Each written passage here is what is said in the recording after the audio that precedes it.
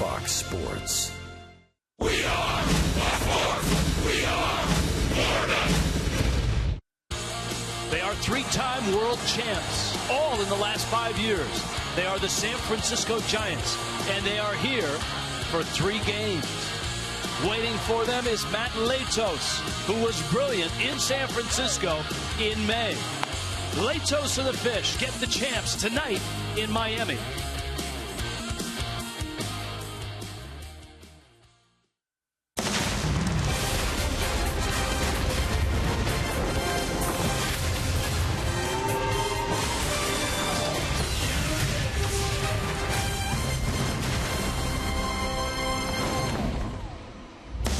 And on this Tuesday night, yes, the 3-time world champs are in town. The San Francisco Giants sporting a 42-35 record. The Marlins, oh wait, it's a 3-gamer and it starts tonight.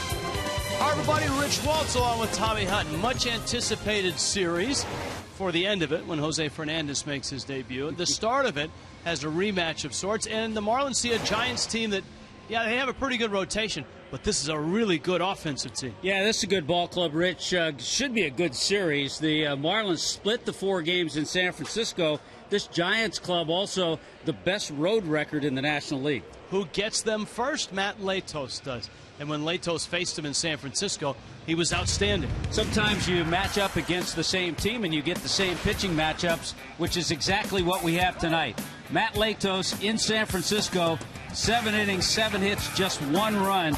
He was outstanding in his career against the Giants. A 4-3 record, but a 2.11 earned run average. Remember, the last time he was out there, he was throwing 96, 97 miles an hour. Giants rotation has had some injury issues. Matt Cain is coming off for a start on Thursday against Jose. Jake Peavy's going to come off as well.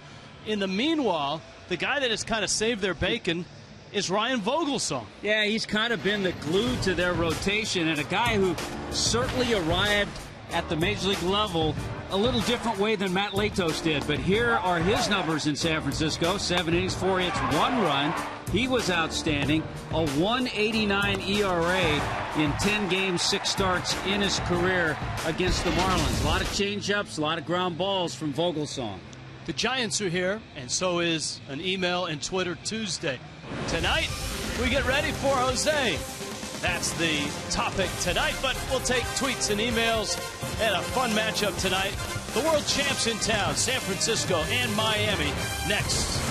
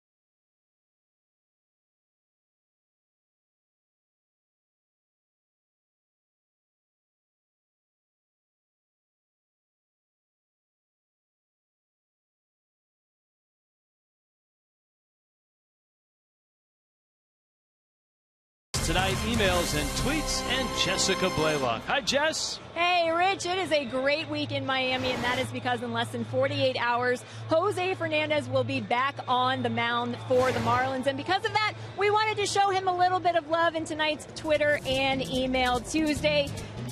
We have a special hashtag tonight for you that is all about Jose. It is hashtag Jose Day, so be sure to use it on those tweets and emails. Tweets can go to @FoxMarlins. Emails can go to foxmarlins@gmail.com.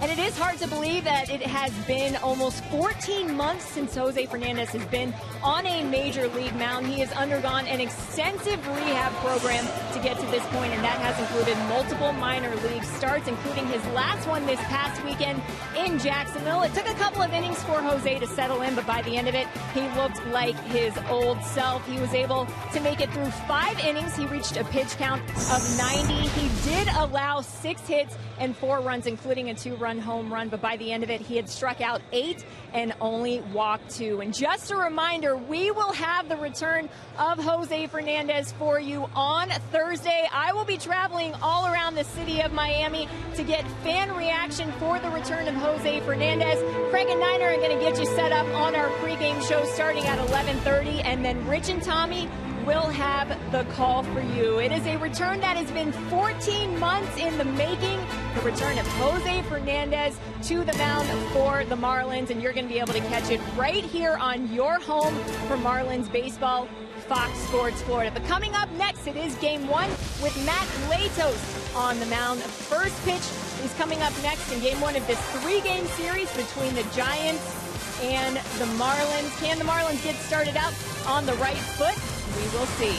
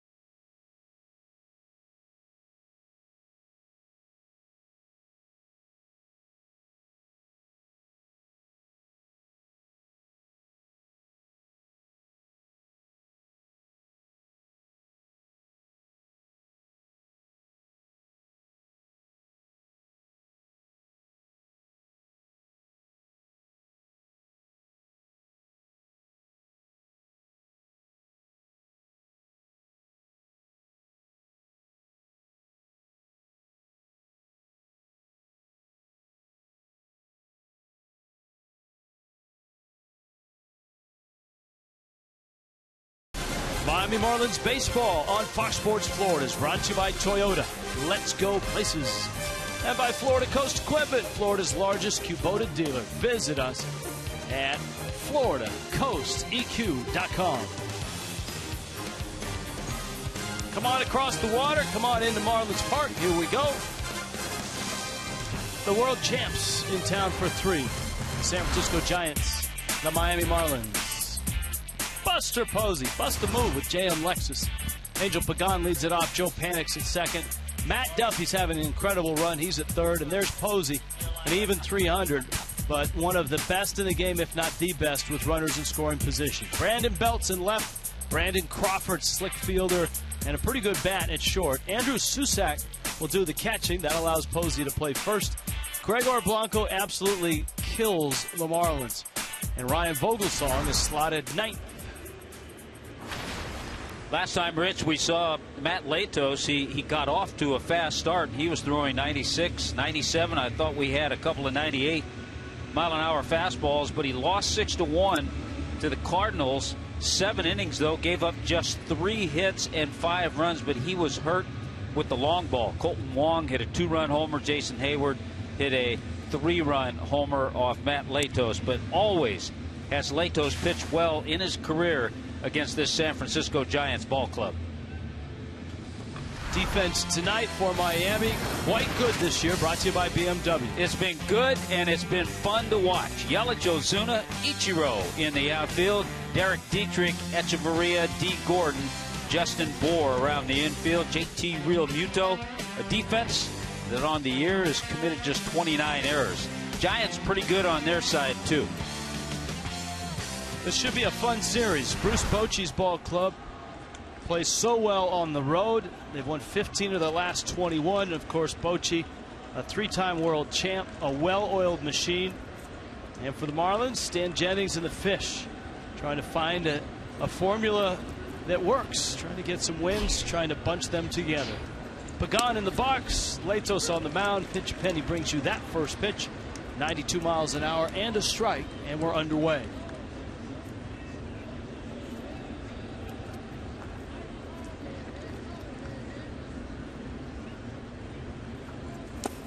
That start by Matt Latos in San Francisco, probably the best start for Matt Latos before he went on the disabled list. Yeah, no walks in that game, 7 innings, 7 hits, and just 1 run to the Giants.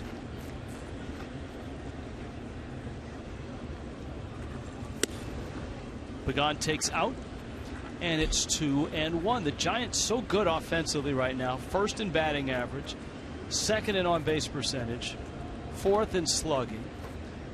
One guy who's not having a great year is Pagan, and he's in the leadoff spot. He slices that one foul and out of play. Nori Aoki is out with a fractured bone in his leg. Aoki had been in the leadoff spot when the Marlins saw the Giants in San Francisco in May. Pagan has struggled somewhat against Latos in his career too, just 2 for 15. Yeah, it's hard to find any Giants who have had great success against Latos. Latos with really good career numbers against the Giants. Of course, he was in the same division when he was a San Diego Padre. That's where he started his career. In the air to left, Christian Yelich is there, and he makes the catch. We talked about Matt Latos and his success against the San Francisco Giants.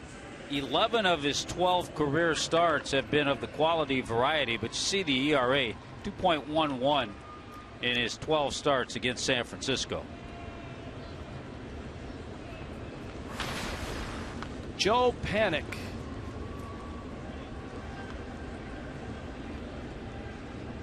Now, the whole nation got a chance to see Panik last year in the Giants postseason run. He had a nice postseason, especially with the glove and with the bat.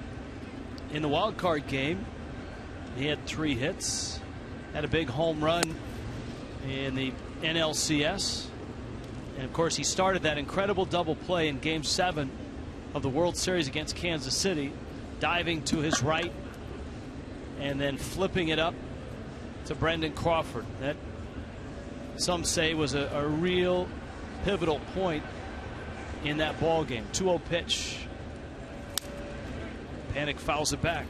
You know, when you watch Matt Latos work and you watch his delivery, we talk so often about that downhill plane, 6'6", 245, but for a guy 6'6", 245, he actually has a very compact type delivery.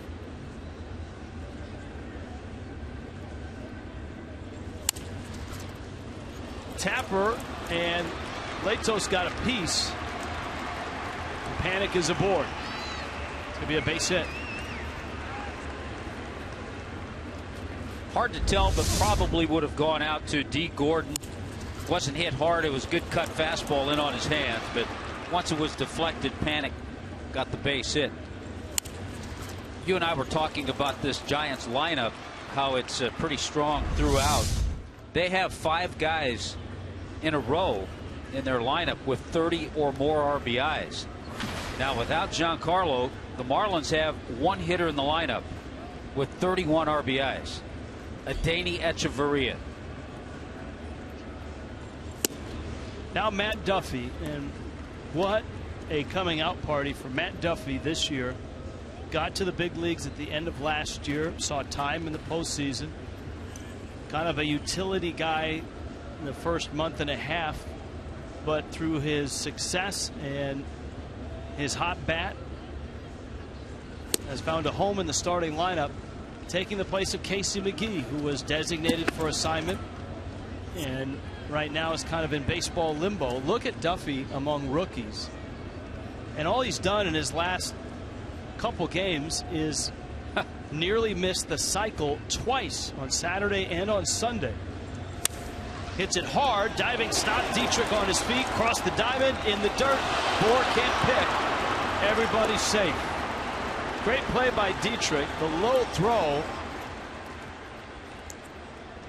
And with 1 out, here comes Posey. Well, that's a tough play. Terrific job by Dietrich. After he picks this ball, he knows he doesn't have a shot at second, so he goes all the way across the diamond. Almost gets the pick, and unfortunately for that great effort, he's going to get charged with an error. That's a tough error. That's a really tough error. So Duffy's at first, Panic's at second, and here is Posey, and this is not where you want to face Buster Posey with runners on, because Posey is one of the best on the planet. We talked about it. 17 RBIs his last 9 games. The former Seminole pulls it foul. How are these numbers? 368 with runners in scoring position, 8 for his last 12 in that spot, and with runners in scoring position and 2 outs, he's hitting .440.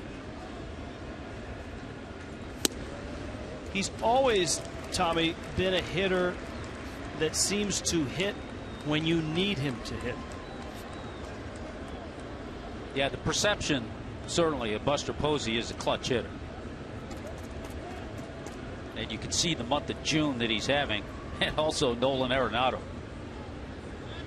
Latos out in front, 0-2. And he got him. 91 miles an hour on a fastball that had some run in on it. Tonight, Latos showing some really good movement. Remember the other night he came out with velocity 97, 98. There's a ball moving in, over the top delivery. He threw a good cutter that really tied up Panic on that ground ball. Now Brandon Belt. Brandon Belt has hit a cold spot for the Giants. And striking out has been an issue of late. 13 strikeouts his last 35 plate appearances. Let's see where the location is. Jumps outside.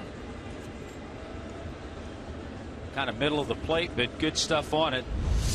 Remember, Belt in that series in San Francisco was 8 for 16 in the 4 games.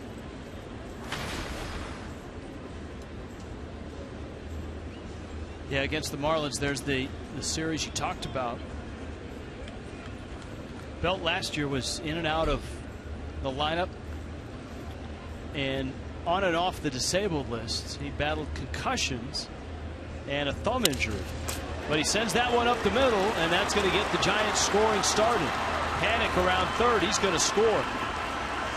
Sounded like he broke his back. And the Giants have a run here in the first. And of course, with Posey at first base, Belt's playing left field in this one tonight. Pitch drifted over. See the target in, and Real Muto reaching for it. But up the middle just enough. And Belt picks up RBI number 33. And you could hear the bat crunch on that replay. San Francisco up 1-0. Here's Brandon Crawford now. At the corners, Duffy went first to third. And Belts at first. Crawford goes after the first pitch, pops it up behind second. And it's caught there by Echeverria. San Francisco on the board. Miami gets their first swings. It's 1-0.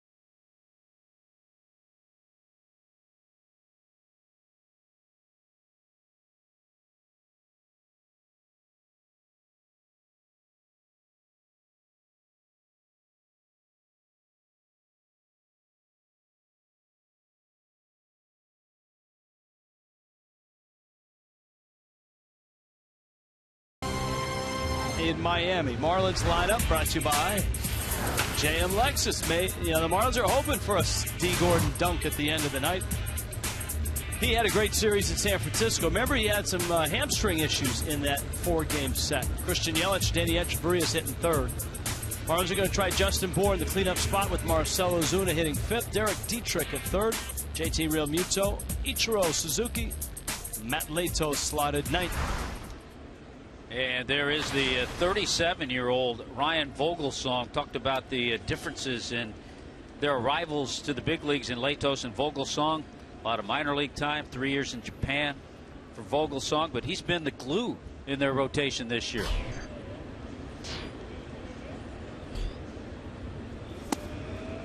D. Gordon takes down low. For D. Gordon, a 10-game hit streak. He's hitting .364 in that run, and has his average at .353.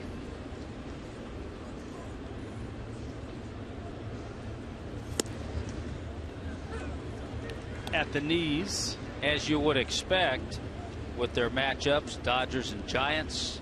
Good numbers for D. Gordon against Vogelsong. His lead over Paul Goldschmidt is by a slender point as play starts tonight. Hit it hard, but right at Brandon Crawford. And so there's one out. Yeah, we talked about this Giants defense. They've made just one error in their last 10 games. But Belts in left field. Angel Pagan covers a lot of ground in center. Gregor Blanco, the right fielder. Duffy, Crawford, Panic, and Posey around the infield. And Andrew Susak behind the plate. BMW bringing you tonight's defense for the Giants. Now Yelich. Christian Yelich's bat really is starting to heat up.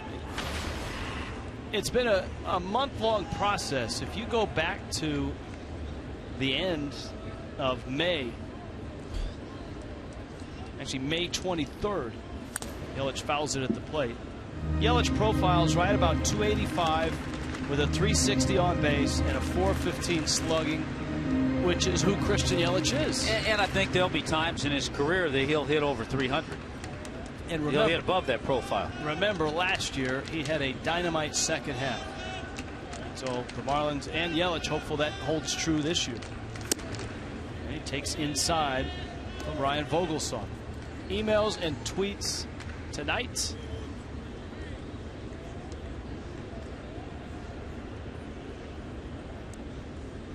That's how you find us. Hashtag Jose Day, which is coming up on Thursday. In San Francisco, it'll be Cain Day. Matt Cain, after a year away from injuries, will start for the Giants. How ironic that those two aces will meet on Thursday. Jose getting focused already.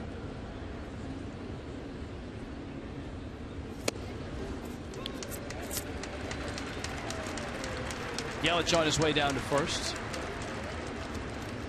And by the way,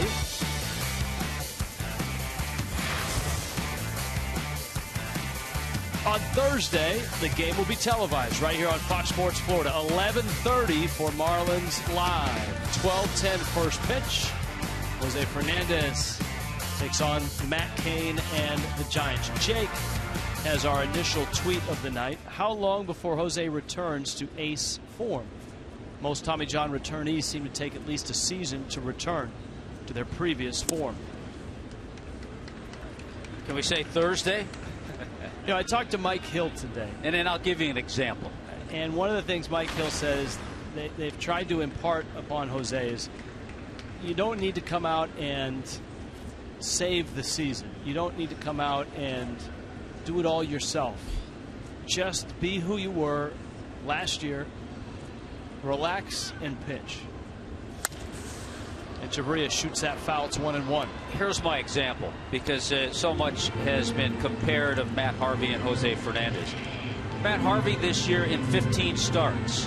Little difference in his rehab process because he had the surgery after the season. But 7-5 this year for Harvey with a 3.08 earned run average in 15 starts. Now, is that considered ace status? Pretty good, but maybe not the way he was pitching before he went down. Echeverria up the middle into center field. Base hit. Yelich on his way to third. And Miami has something going here at the corners with one out. A walk to Yelich, a single by Echeverria. All of a sudden, Etch settling in, getting used to that number 3 spot in the order. Fastball stayed up. Echeverria stays back on it, gets it up the middle, and Christian Yelich with some nice base running. He knows the spacious outfield. He knows that a ground ball is going to take a while to get to Pagan in center.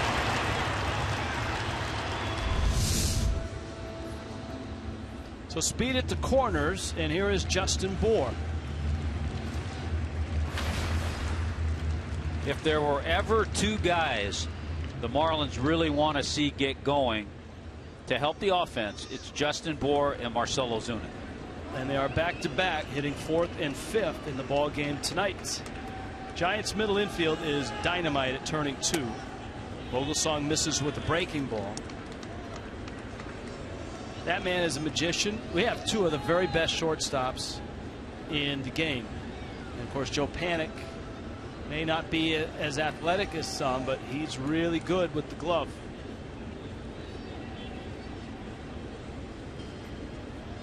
Echeverria and Crawford both can do things that a lot of shortstops just can't do. The interesting thing with the alignment with Bour, the hitter, because of where Panik is playing, not a shift, but he's well over there. If Crawford gets a ground ball to his right, just a little bit, they can't turn 2 because Panik will never get to second base.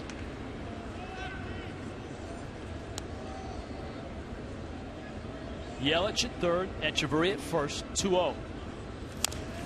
Bour pulls a ground ball, and the count is 2-1. That's Vogelsong at his best, by the way. 2-0 pitch, many times a fastball count. He goes off speed.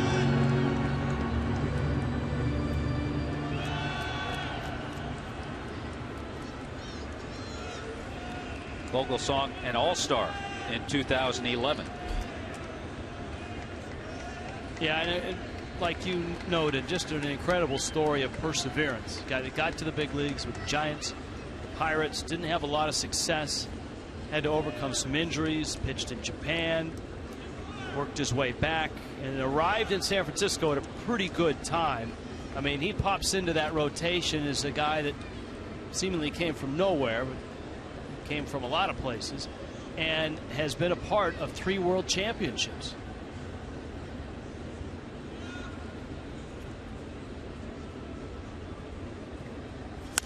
2-1 pitch lifted foul and out of play. So after the off speed, he came back with the fastball. How about the scouting report for Ryan Vogelsong? Cutters and 2 seamers. The changeup anytime. And yes, he has good command. His last 10 starts, 6-3 at an ERA of 2.37.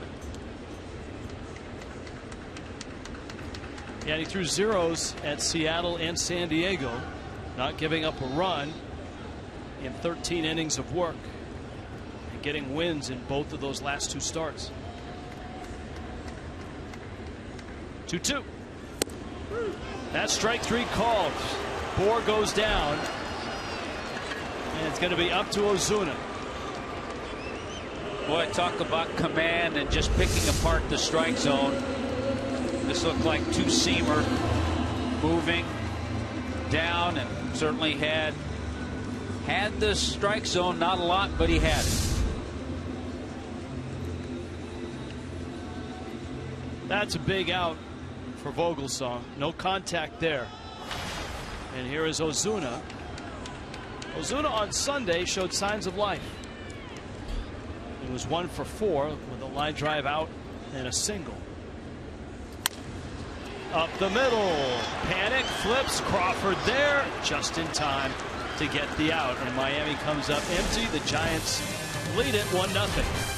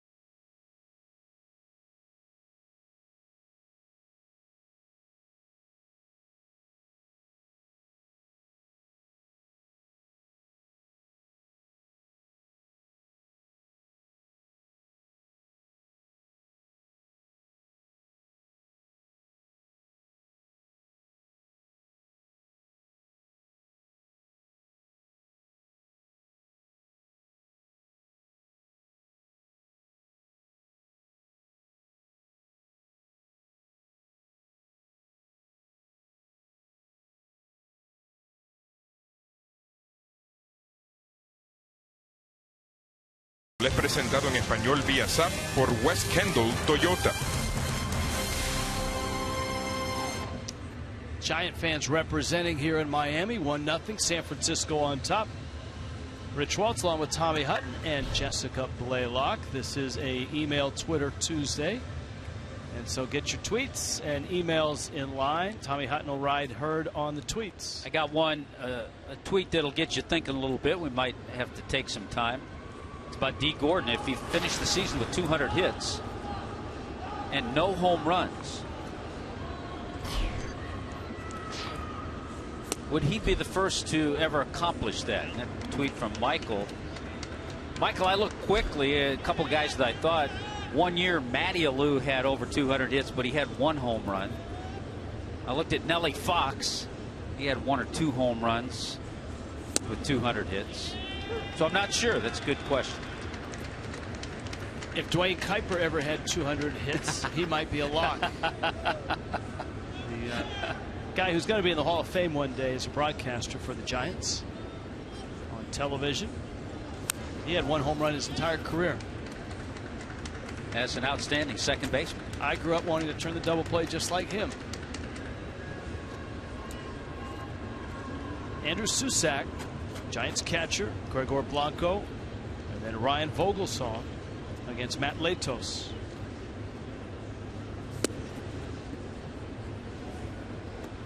Not a bad pitch there. That wasn't a bad pitch.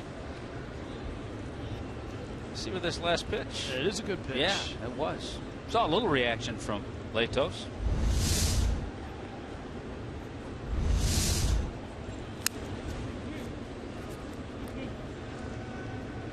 Icons, Rich, in the Bay Area. On the left, Mike Krukow, Dwayne Kuiper. Kruk and Kuip. Just a great listen, great show. Teammates for a long time before they became giant broadcasters. That one flipped into the seats. Andrew Susac, a Northern California guy, Roseville, up in the Sacramento area,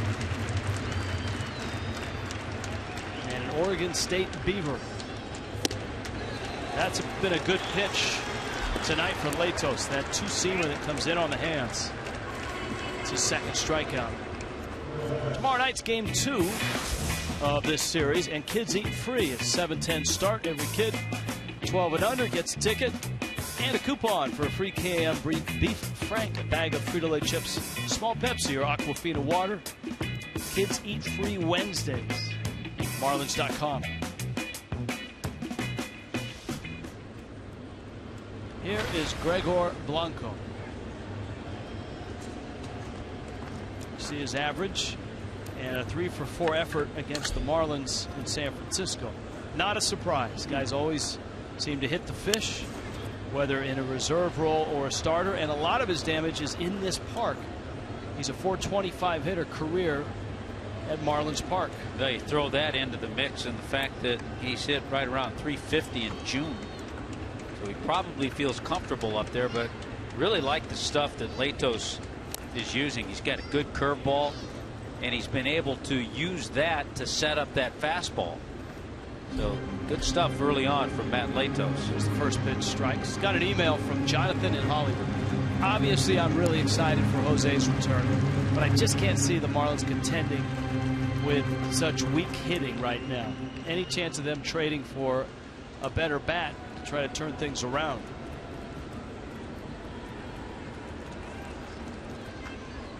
Oh, 2 coming. And it's down low. I think the consensus with Jose coming back, Henderson Alvarez threw a bullpen today. So the hope is that Alvarez is a couple of weeks away. That the Marlins rotation, the Marlins pitching is going to be pretty good. The challenge is going to be scoring runs. And it was a challenge, quite honestly, even with Giancarlo Stanton. And Tommy, as you noted, you'd love to see a Justin Bour, a Marcell Ozuna take off. It seems like Yelich is on his way there. But again, as in the case with Giancarlo, not one player can do it all.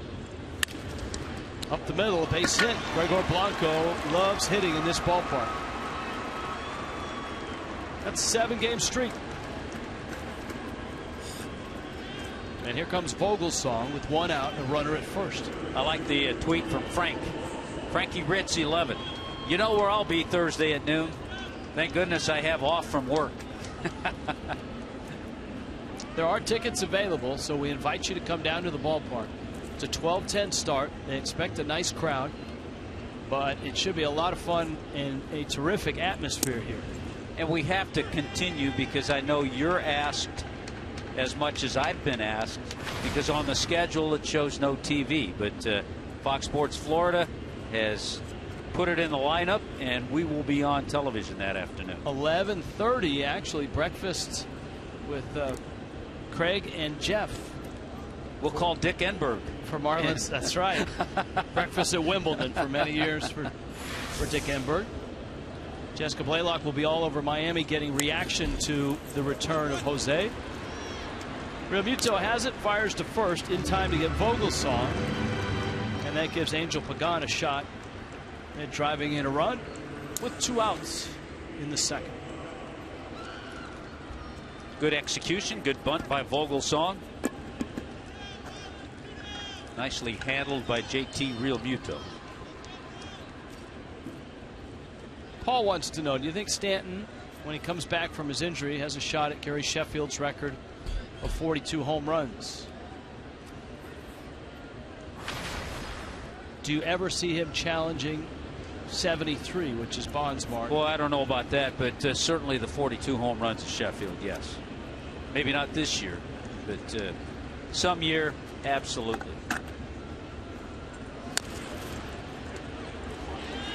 Right back to the mound. Latos gets a flip on over to first and strands Blanco in scoring position.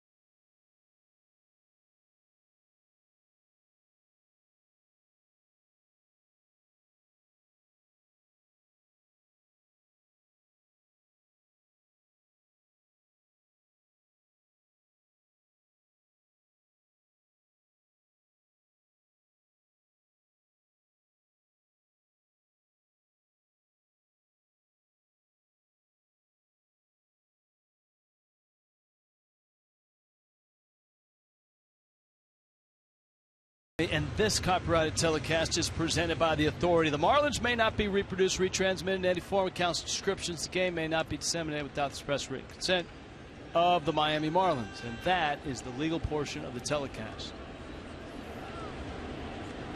Known as the disclaimer.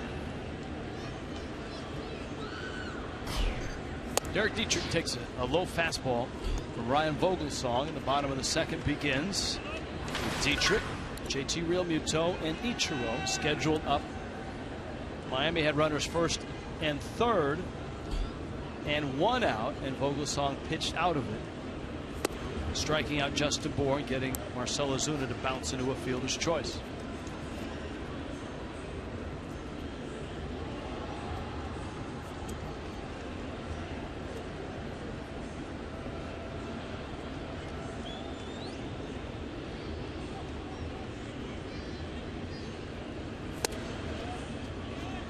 That's 3-0. Talked about Vogelsong, who was actually drafted by the Giants, but then traded to Pittsburgh.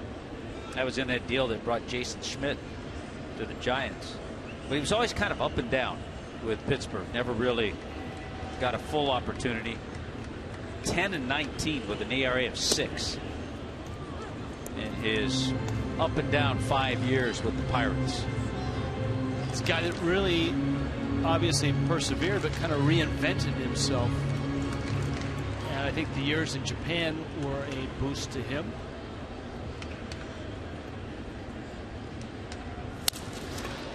That's a smash off the glove of Duffy at third, and Dietrich with a solid liner has himself a base hit. Every once in a while you'll see Derek Dietrich with a base hit that way, and if he stays with that approach, he's going to get a lot of base hits. He's strong enough to turn on balls and hit balls a long way to right field, but when he stays back, drives the ball that way, he's just a better hitter.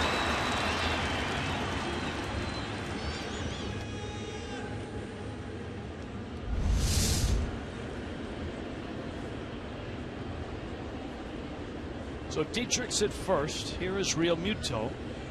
Then you got Ichiro and Latos.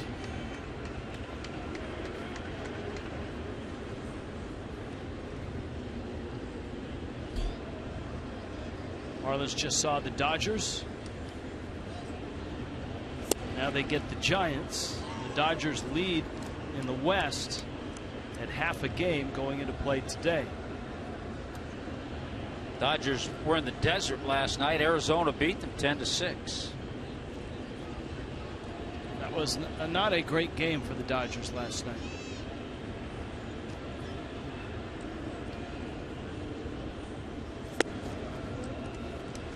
And it's 2-0. Miami's seeing a right-hander, obviously, with Vogelsong, and tomorrow they will see another right-hander, Chris Heston, out of Bayside High School in Palm Bay, Florida, and a product, Seminole Community College and East Carolina University. Obviously, he made news a few weeks ago by throwing a no-hitter in New York against the Mets. Real Muto smacks it into right field. Dietrich will stop there. Blanco got there quickly. Nice work by Miami's catcher, and the Marlins are set up again. First and second, nobody out. Boy, that really tells you that JT Real Muto went up there with a plan. He knew he had that opening on the right side. Look at this approach. Stays back, drives it that way. 5 for 7 now for JT over his last 3 games.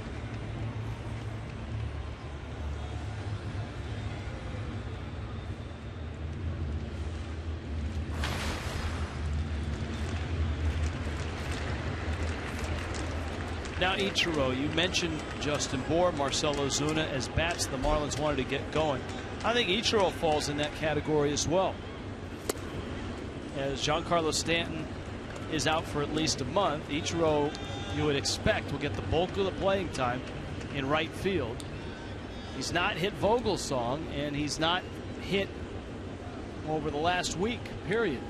Yeah, Ichiro 0 for his last 15, which really sounds strange. He did have a couple of 0 for 20s when he was in Seattle.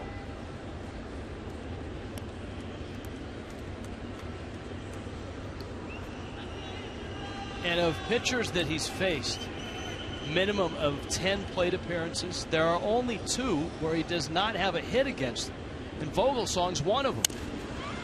Tapper out toward short. Crawford panics turn. Ichiro beats it. It'll go as an 0-fer. Jay Powell is the other.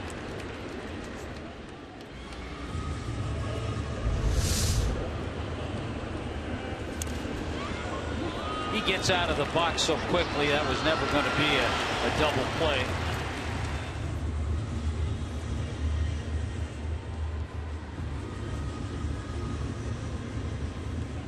Now Latos.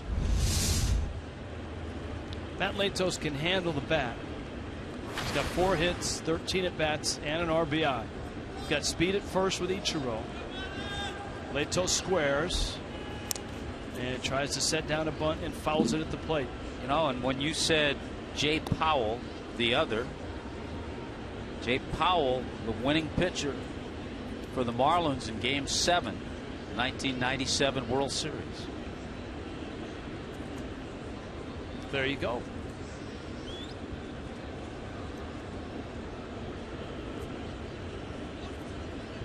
Of course, Ichiro arrived in the big leagues in 2001. First and third bunt spot with 1 out. And there's creative ways you can score runs here. The one thing you have to worry about, especially with Latos at the plate, is if it's not a good bunt, the inning could end on a double play. If the Giants are quick enough to get the out at second and first. If it's a good bunt, then you have a chance to score the runner from third. There's the bunt, and Vogelsong is going to go to first to get the out, and that kind of is the other alternative, just pushing a runner from first to second. Not a great bunt, but it gets the job done. Nah, Latos has done a nice job all year. That's his 7th sacrifice bunt, and he did what I've always thought you just need to try to do. If you get it softly back toward the pitcher instead of trying to be too fine up the lines, you're going to get the job done 90% of the time. So good job by Latos. And it puts D. Gordon in a position to knock in Miami's first run. 2 outs. Gordon lined to short back in the first. Hit it hard.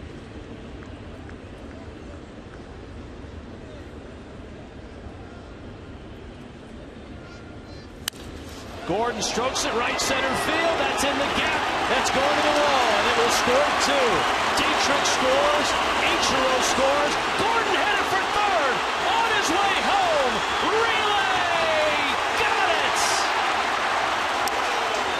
D. Gordon. Never stopped. The off day. The legs are fresh. Boy, was it fun watching him fly around the bases. Just like that, it's 3-1. And it's an inside the park home run for D. Gordon, his first homer of the season. So that answers the question we had earlier. If he gets 200 hits and doesn't hit a home run, the inside the Parker took care of it, and a big one too. To the big part of the ballpark. I got a homer. Gordon, I got a homer. Well, the Marlins, and we said at the outset of the telecast, Marlins would love it if tonight ended with a D. Gordon dunk, which has kind of been the signature celebration of a big win. Yeah, the unique thing about that home run, we've talked about Stanton having hit 13 here at Marlins Park. The rest of the team had 13 home runs at Marlins Park, now 14. Yelich called out on strikes. The Marlins get an inside the park home run from D. Gordon.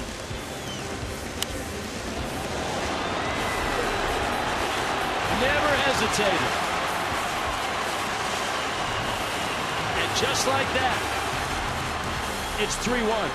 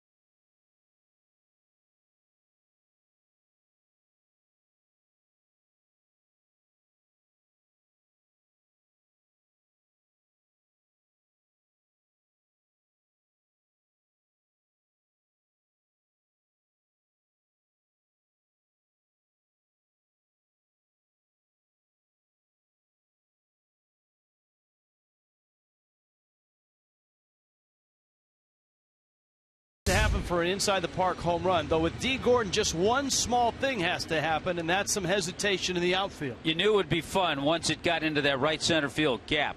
Watch the right fielder, Gregor Blanco, desperation. He tries to flip it to Pagan, and because of that, a little extra time allowed D to circle the bases. Now, for a normal player, this flip means going from a double to a triple.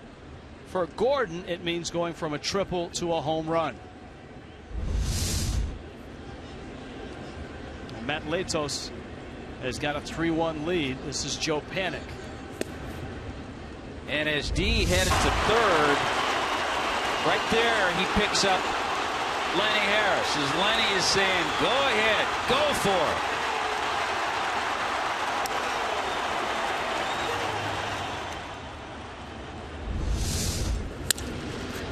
Liner over the head of Echeverria. Panik is aboard.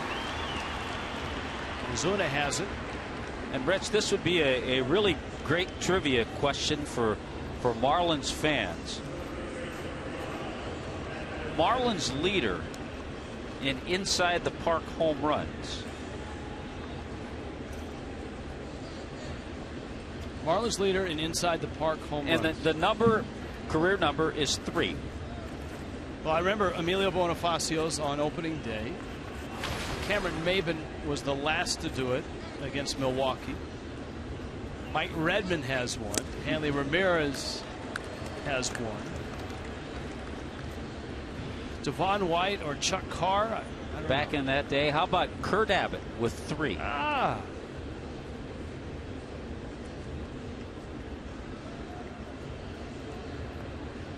Panik with a base hit. Now you got Matt Duffy and Buster Posey. And by the way, for our question earlier, I think it was from Michael, I'm not sure. The last time a player had 200 hits and no home runs was 1947. Johnny Pesky. We are headed to Boston. Johnny Pesky's home. The Marlins and the Red Sox will play 2 in Boston a week from tonight, starting on a Tuesday and a Wednesday. Bernie wants to know how long did it take D to go around the bases. Not sure if we had the stopwatch on him, but we can do that. We can do that. Here's a 1-2. Duffy takes in. Matt Duffy's just, I mean, it's such a terrific story. He's a late round draft pick at Long Beach State, so he's a dirtbag. He did not hit nor slug over 300 in college. He didn't homer in college, which is incredible with the aluminum bats he used. 2-2 is line foul. So he's hitting above 300 right now. Duffy at 301. His slugging percentage is 349, or excuse me, is 491. His on base is 349.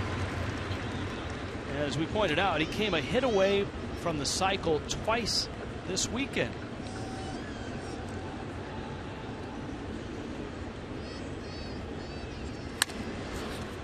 Up the middle, Gordon shovels, edge, turns, and gets it. Nice double play.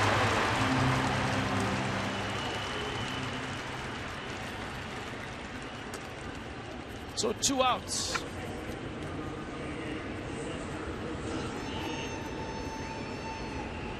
Time now for you to tweet your strongest fan photo. Hashtag FLDataStrongFan. FLDataStrongFan. And you just might see yourself in an upcoming telecast brought to you by T-Mobile. Yeah, I was just thinking, D. Gordon circled the bases so fast. I don't think I saw his sun pass as he went by third base. Kept it in the pocket as he went by Lenny Harris. There's Posey, and he takes in.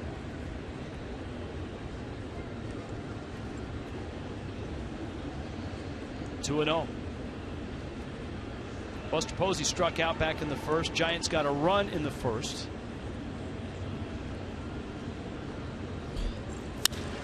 Posey unloads left field and deep and gone. You talk about a big, healthy back foot cut. Posey was looking fastball, saw fastball, and clobbered one. You realize the amazing thing, that's Buster Posey's 12th home run. It seems like he's gotten a lot of big hits against the Marlins. That's his first home run against the Marlins, either here or in San Francisco, and it was a no-doubter.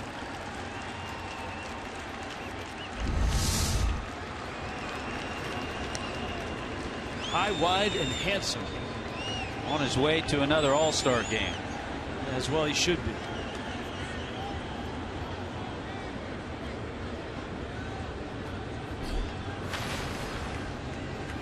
Here's Brandon Belt.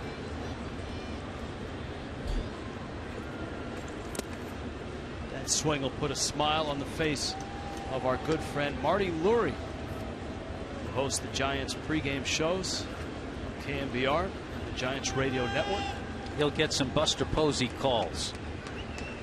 Marty, a native of Miami, and his sisters, the Lurie twins, still live in Miami and are Marlin fans. So it's a house divided. Remember, we told you Latos was hurt by the long ball against the Cardinals, but it was left-handed hitters, Wong and Hayward. Shallow center, Echeverria out, Ozuna in. Ozuna makes the catch. Buster Posey goes out to left to the Clevelander. It's 3-2 Miami.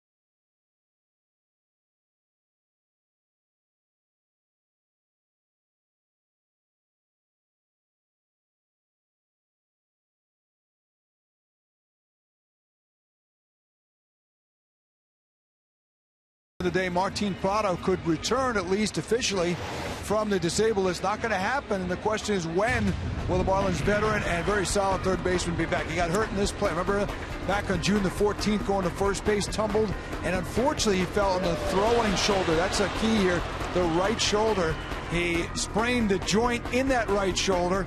Today, for the first time, he threw. He took some grounders in the infield at third base, did not throw there, but in the batting cage before, away from the cameras, he did throw, and he threw about 15 throws or so, and it's still a little painful for him, and that is the problem. And they're expecting this to be probably a 4-week injury, so more likely than not, as that ball is tracked down nicely and centered by Pagan, people telling me around the club more likely than not that his return would be post All-Star break rather than pre-All-Star break.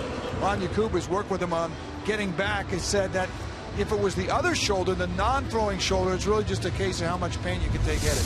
So we'll see. Maybe the next week we'll get a better idea if he can return before the All-Star break. Guys? All right, thank you, Craig. It was good to see Prado around the cage, and he's very optimistic that he'll be back soon. Nice catch by Pagan in center. Echeverria hit it hard and hit it deep. And here is Bour, who struck out back in the first. Had a tweet from Chef Curry asking about Prado and Steph also Curry? No, Chef, not Steph. Not Dell. Not Dell either. I figure it was the Giants game. But also wanted to know about Michael Morse. Asked about Prado and Michael Morse, and unfortunately Morse had a little bit of a setback with a tweak in the back.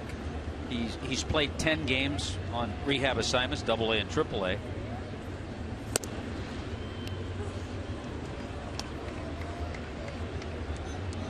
Brian Vogel's song. Strike to Bour. It's 2-1. Marcell Ozuna also due up.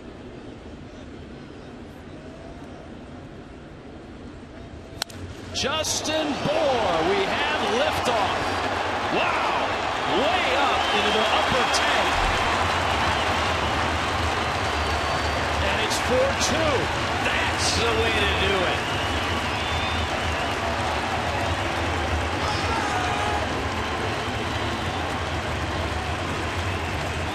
Well, what a confidence builder that's going to be for Justin Bour. You can almost see a little reaction from a guy who's pretty low-key when he hit that ball, because he knew he got all of it. Especially coming off the last at bat. A change-up that hung our Warren Henry drive of the game. Liftoff is right.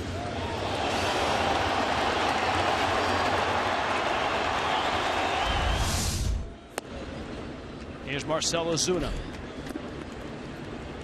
Yeah, Bour struck out back in the first, runners first and third and 1 out. And so to come through and blast one here, make it 4-2, has got to feel good. Justin Bour, the active home run leader on the Marlins. That number 7. Ozuna bounced into a fielder's choice to end that first inning.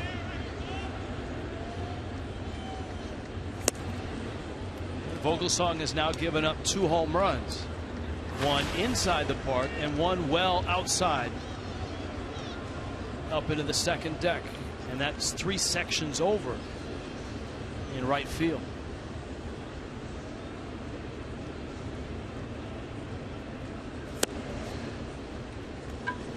Ozuna takes outside. Vogelsong loses him. Bruce Bochy watching. As we noted, Vogelsong pitched so well his last 2 times out against Seattle and against San Diego. He didn't give up a run in those 2 starts and got the win in both of them. So here he's given up 4 runs in just 2 1/3 innings work. And here's Derek Dietrich. Speaking of left-handed power, as we just saw an upper tank shot from Justin Bour. Dietrich pops it into shallow left towards the line. It's caught there by Belt. Carey has an email. Do you think there's a possibility that Josh Naylor gets to the big club this season? And how much of an impact do you think his bat will make? Well, he just turned 18. He's a high school kid. He just turned 18. He's at the lowest rung of the minor leagues. I think he's at least 2 to 3 seasons from seeing the big leagues. Major League Baseball's draft is so much different than the NFL, the NBA, or even the NHL. There are very few that make that jump in the first year. And if you're a high school player, it's extremely rare. There are very few Robin Younts and Gary Sheffields. Or John Olerud's.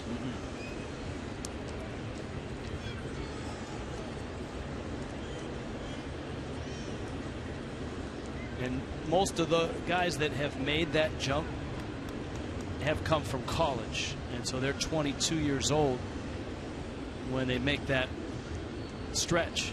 That's what made Yount Sheffield so special. Yes. They came out of high school. Yes. Bryce Harper on the scene early.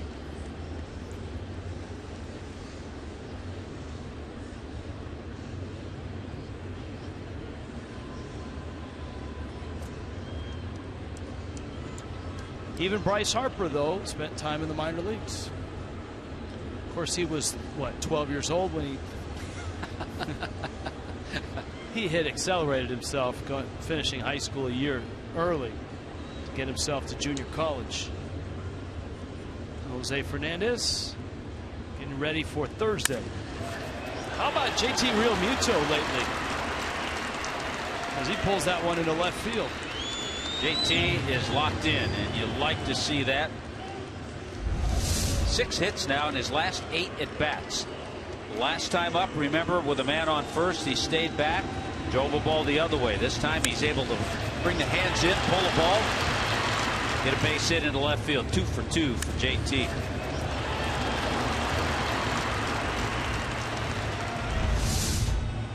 Dave Righetti, of course, longtime Giants pitching coach, and most remember him as a dynamite starter and reliever for the New York Yankees. This is Dave Brighetti's 16th season as the Giants pitching coach. He's the longest tenured pitching coach in the big leagues. Made 2 All-Star games, threw a no-hitter, and has helped develop some of the most impressive arms in the game during those 16 years. Now Ichiro.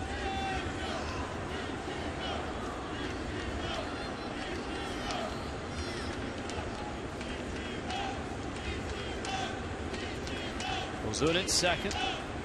Realmuto at first. There's 2 outs.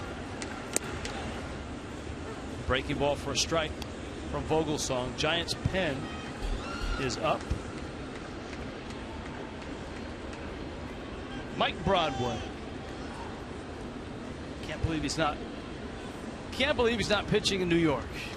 Got to be with the Mets or the Yankees. Remember, there was a hitter, Lance Broadway. Mike Broadway out of the Braves organization, now with the Giants.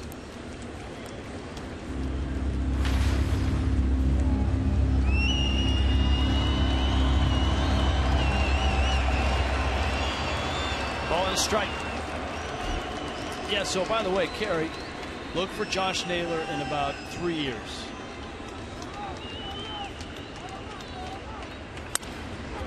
Ichiro back to the mound.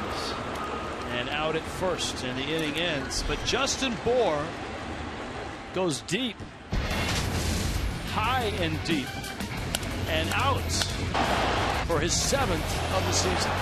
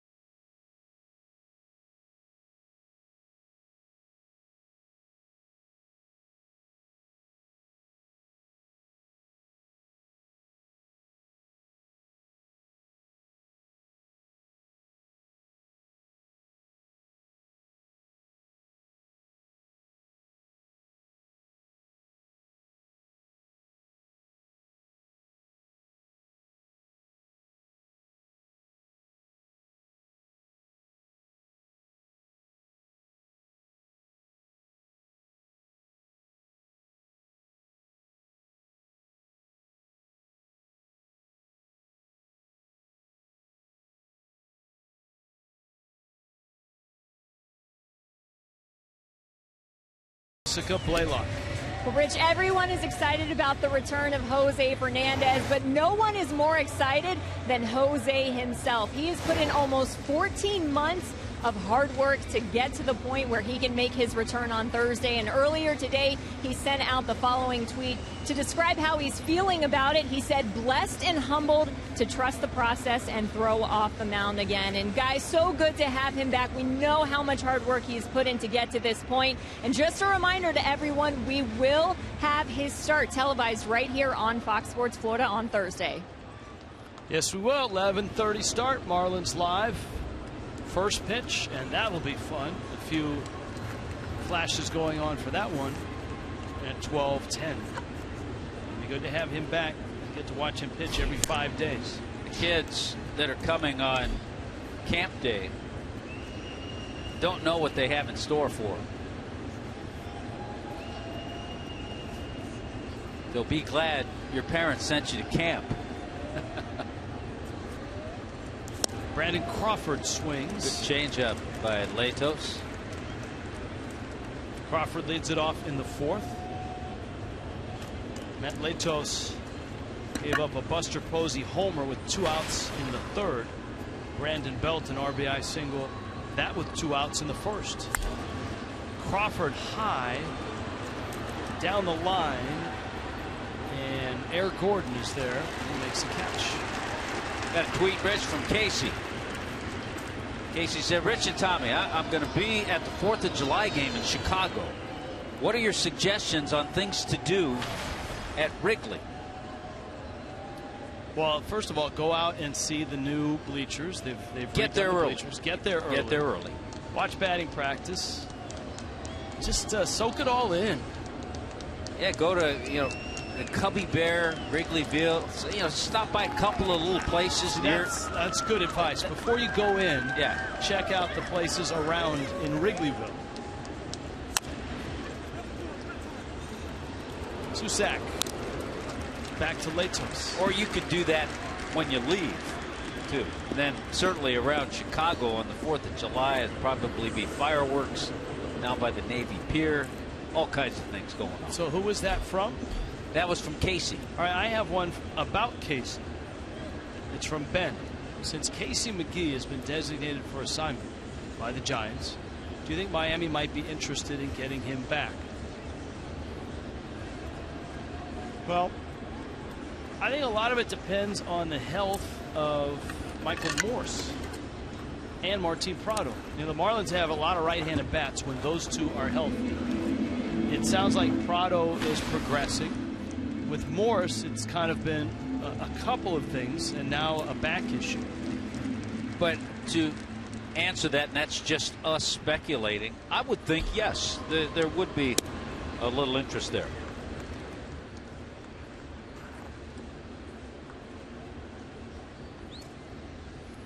In that 4-game series in San Francisco, McGee hit a grand slam against the Marlins.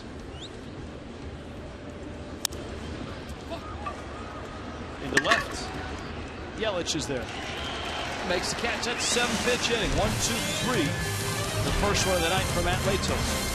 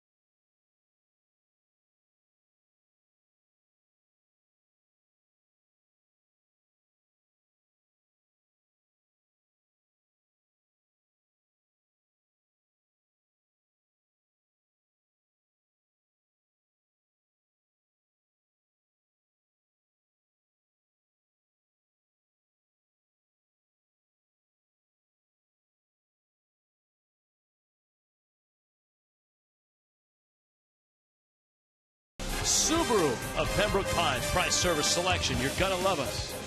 And by Checkers, mix and match our famous Big Buford and Big Chicken Deluxe. Get 2 for $5. Checkers, it's in the bag.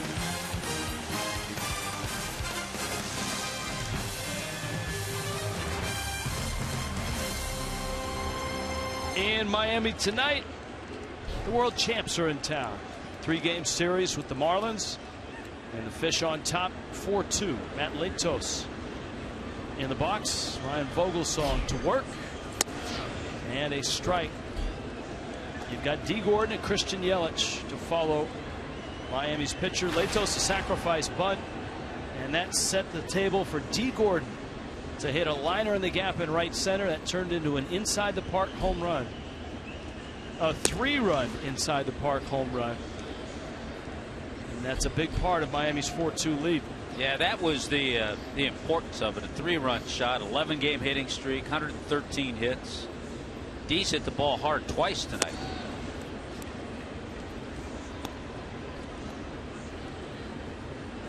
E. Wagner 91 with a good question that fans may be asking.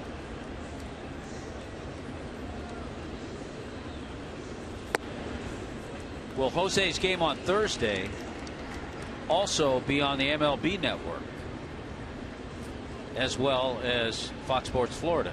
Yes, it will. It'll be blacked out in our viewing area, but if you're somewhere around the country, yes.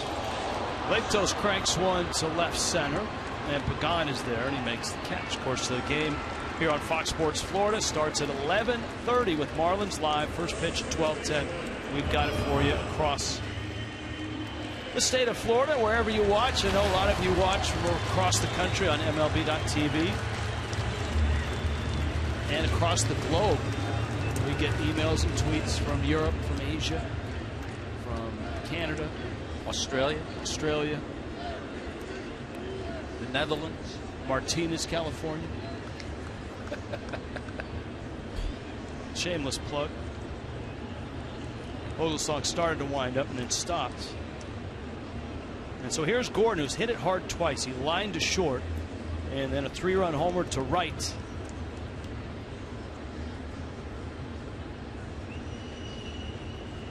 We talked about Vogelsong having pitched 3 years in Japan. He was with the Oryx Buffaloes and the Hanshin Tigers. And you and I saw a broadcaster from Japan. He's working for NHK tonight. And we've seen him play over the years. So Taguchi, one of Tony La Russa's favorite players. Gordon got tied up, and a little flip to first, and he's out. And there are 2 outs. So Taguchi. Well, what a versatile guy. And he was a perfect guy in the Tony La Russa reign, using him the way he used him. Outstanding defensive player in the outfield, and could bunt, could hit and run, could handle the bat. Here's Yelich now, who's walked and struck out. And a strike. It's 0-1. It's a San Francisco team, as we noted, is just a half a game out of first place, 42-35. And they've done it a lot with their offense this year. The rotation is about to get a nice shot in the arm with Matt Cain coming off the DL. And that's the other part of the story on Thursday. Matt Cain is back in the Giants rotation Thursday to face Jose Fernandez. Yelich out to short. Crawford throws him out. And that's a 1-2-3 for Ryan Vogelsong.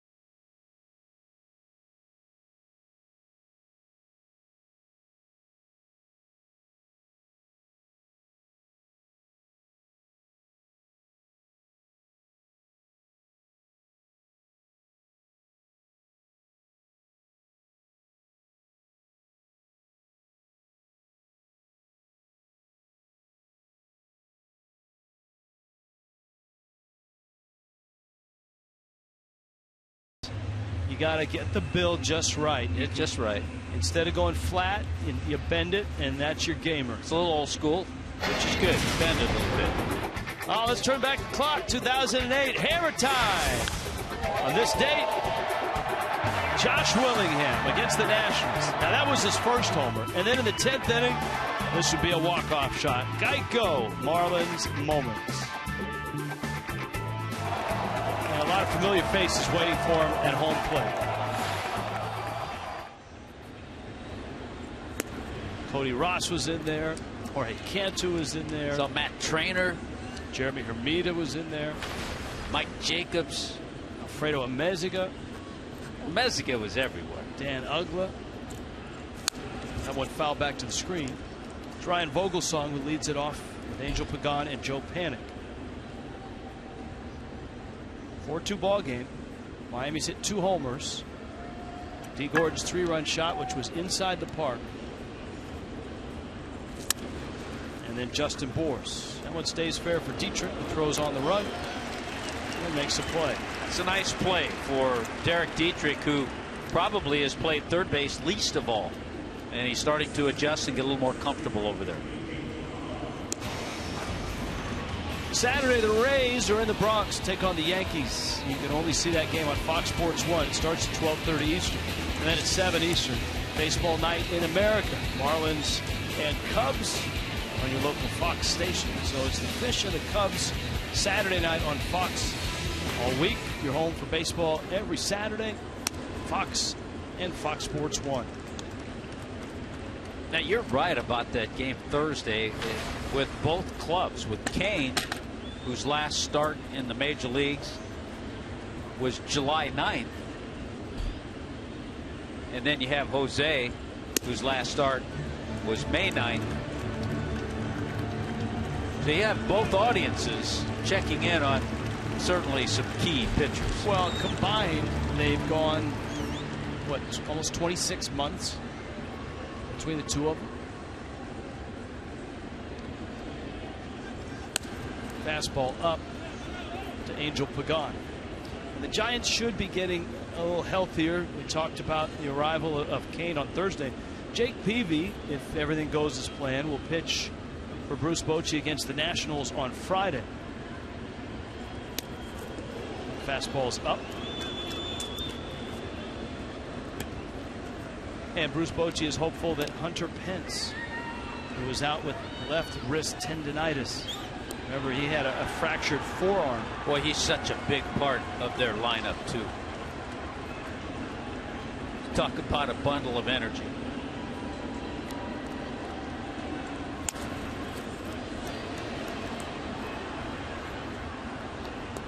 Count 2-2.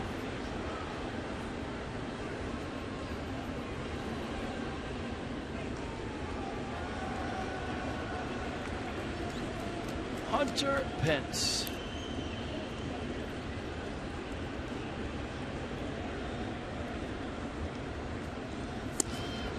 Change up and a beauty. Pagan was out on that front foot. It's a strikeout for Latos, his third of the night.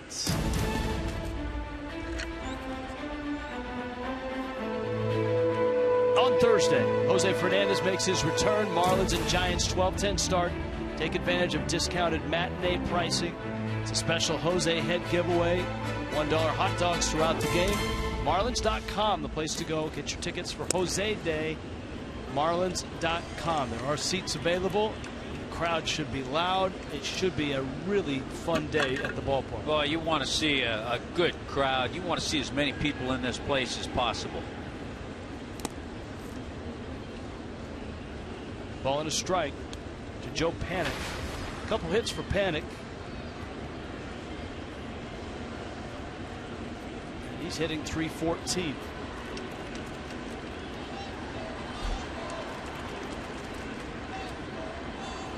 Good job by Latos tonight mixing things up. Last couple of innings he's throwing some good changeups. Spotted his fastball in and out. Curveball's been good.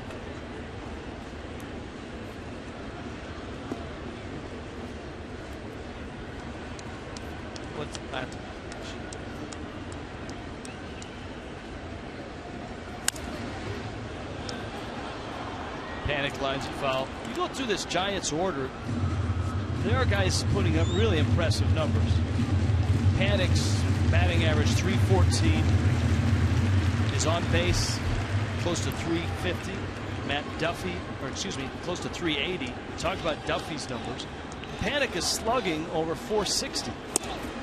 Pitches in.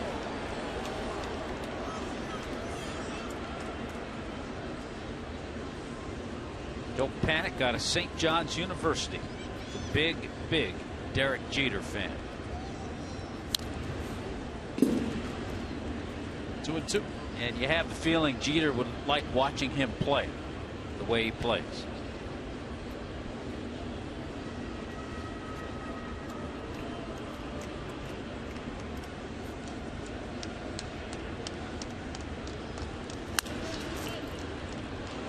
Bour spins, throws, nice play. Latos gets over there in time.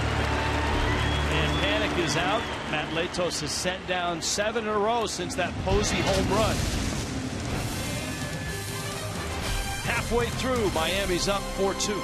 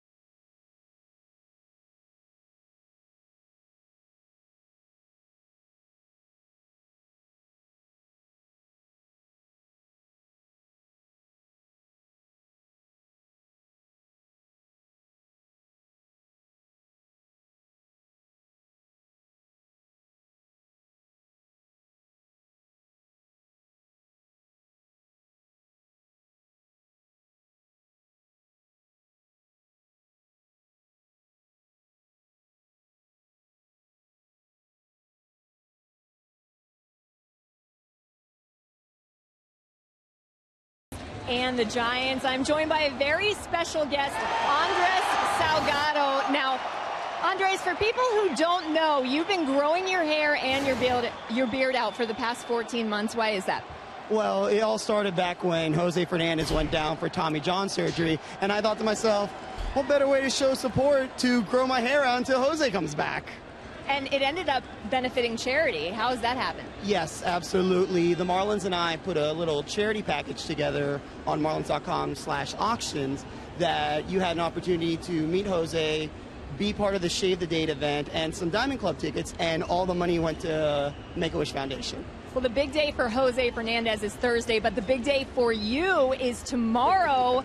You're getting your hair and your beard cut, aren't you? Yes, I am. I mean, it would be fun to get it the day Jose comes back, but a little birdie told me that Jose wanted to be involved with it. It's like, let's do it the day before. Jose wants to do it, I'm all for it. All right, now you've gotten used to the long hair and the beard for the past 14 months. Are you going to miss it a little bit?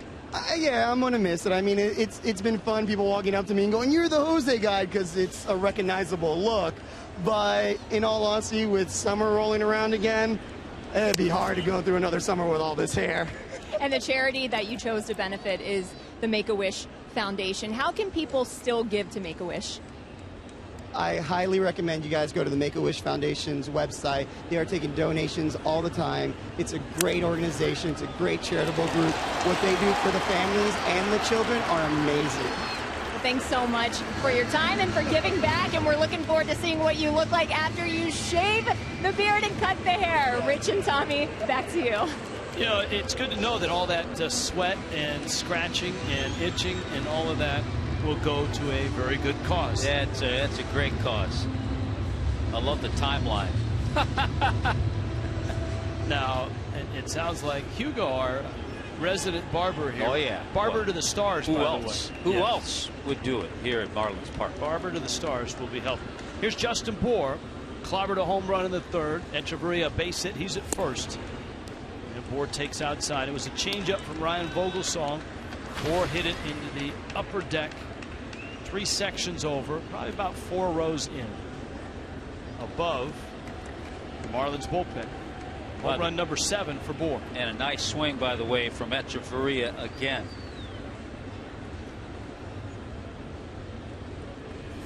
Our buddy Nems, pit stop, tweets in new nickname for Justin Bour, Justin Airborne.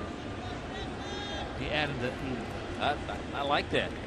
Nems is solid all the time. He doesn't waver. Oh no, he's one of those guys that tells you what he thinks. 1-1 coming. Bour gets into that one, lines it to center. Look at the carry on that. Pagan going back makes the catch. So an out. Here comes Marcell Ozuna. Boy, another ball just ripped by Justin Bour. Can't hit it any harder.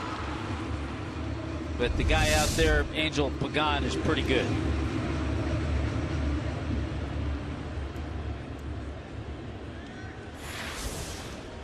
South Florida Honda dealers, get you ready for tomorrow night's game. Jose Guy gets it. Craig Minervini, Jeff Conine will be hosting. Told you Chris Heston, Florida boy, who threw the no-hitter in New York. And Dan Herron goes for Miami. Ozuna fouls a pitch back.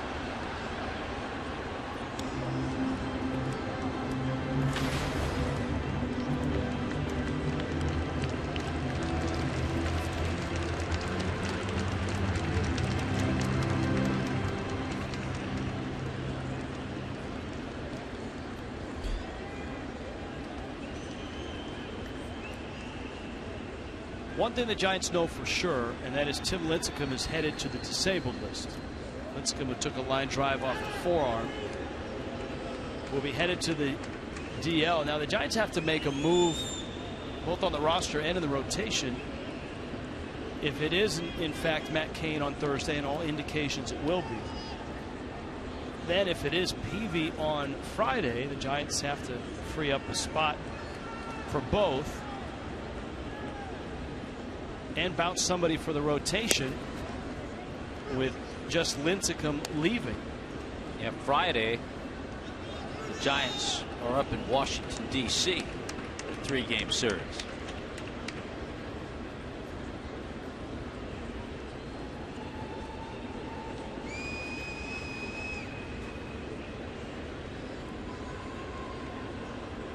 The guy that could be the odd man out is Tim Hudson, whose ERA is above 4.5.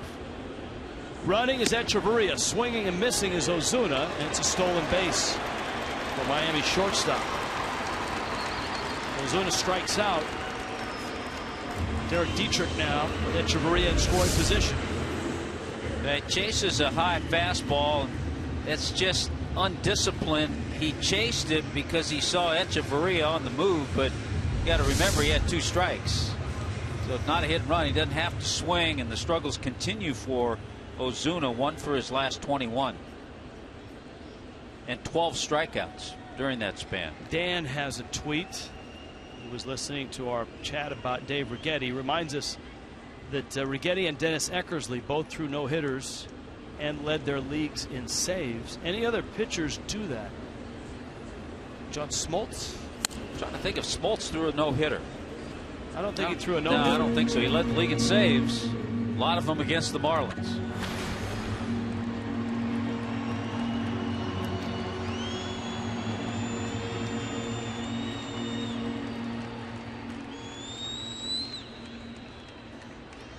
Yeah, of course, Righetti's no-hitter on George Steinbrenner's birthday, July 4th.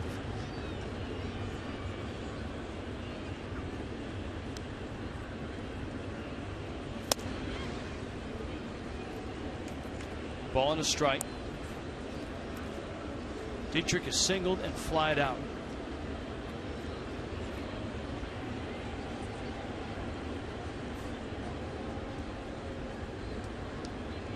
So Heston, Heron tomorrow night.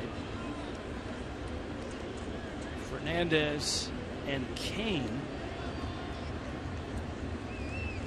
on Thursday in a game that is just dripping with storylines from the return of both guys.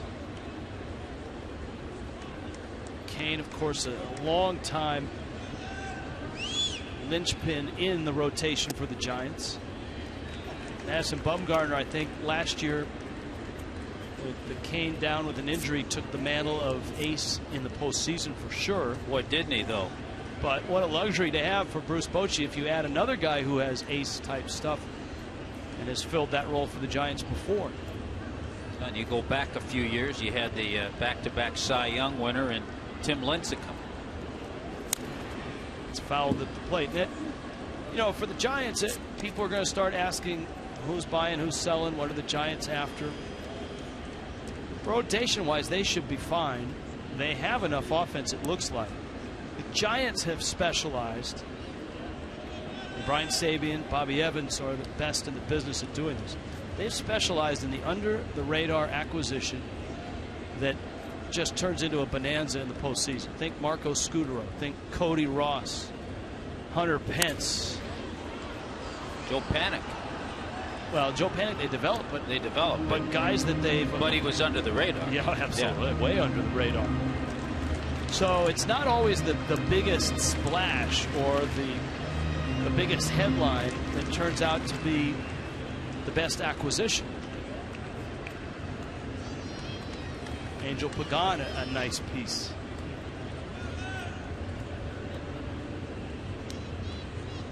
Two. Dietrich waits, drills it down the line. Belt in the corner, reaches and makes the catch. Dietrich almost got that one by the Giants left fielder. Brandon Belt runs it down. 5 innings complete. Miami and San Francisco. It's 4-2. Fish.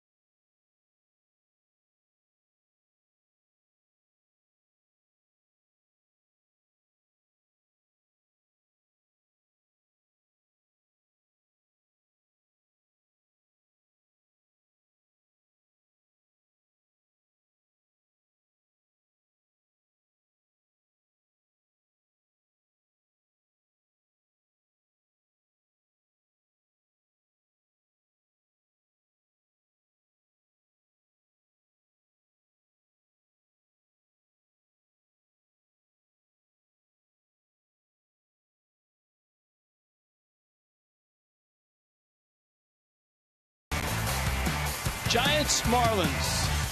Jose Fernandez is back, and it all starts 11:30 in the morning on Thursday, right here on Fox Sports Florida. We've got the game for you. 12:10 start. Get you ready with a special edition of Marlins Live. Our hashtag on email and Twitter Tuesday is Jose Day. You can email us. FoxMarlins@gmail.com is the email address, or at Fox Marlins on Instagram and Twitter. Any question you got? Nothing is off limits. Nothing is out of bounds. Well, actually, there are some tweets and emails that we can't read. Sometimes we clean them up language-wise. And sometimes we're out of bounds in things that we say, but we try to clean it up too. Matt Duffy, Buster Posey, Brandon Belt in the 6th against Matt Latos. 4-2 Miami. And Duffy lines it foul. Dave wants to know, will either of you be singing "Take Me Out to the Ball Game" at Wrigley? Not unless Len invites us, and I don't think he has a vote. We always look forward to. We had our great time with Gary Sinise, tremendous actor. Andre Dawson, the Hawk, occasionally he'll be there to sing, and does a great job, by the way.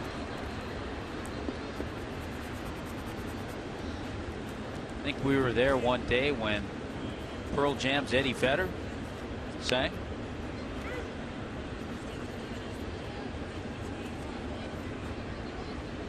Gary Sinise nearly strangled me when the Cubs defense imploded and the Marlins won a ball game. Matt Duffy swings and misses. Good changeup from Matt Latos. This July, baseball's best players gather in Cincinnati for the Midsummer Classic with home field advantage. The World Series on the line. Coverage starts in 2015 Major League Baseball All-Star Game on July 14th. It starts at 7 Eastern on Fox and streams live on Fox Sports Go. Now Posey, who blasted one into the Clevelander, home run back in the 3rd. Rich, I like when our fans help us out with tweets. Robert letting us know that Derek Lowe also threw a no-hitter and led the league in saves.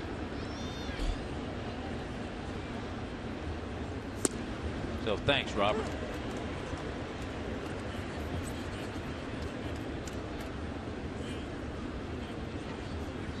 So D. Lowe, Derek Lowe, the ground ball king. Good work by the crack staff. That's right. We like that. Frederick wants to know, any other players who suffered similar hamate bone injury as Stanton, and what was their long-term performance like post-surgery? Well, Pablo Sandoval had, I believe, broke the hamate bone in both of his hands. Both of his, I believe, were hit by pitches, not swings. And he's turned out pretty good. Yeah, and I think the general time of injury is with the swing and not being hit by pitching. You know, 4 weeks is early, 6 weeks is long. I would say we could see Giancarlo in 4 weeks, ready to go. 1-2 pitch to Buster Posey. Sweet swing and a liner into left center field. Ozuna in the gap picks it up. Posey not stopping. Ozuna's got a strong arm. Gordon's tagged. He's safe.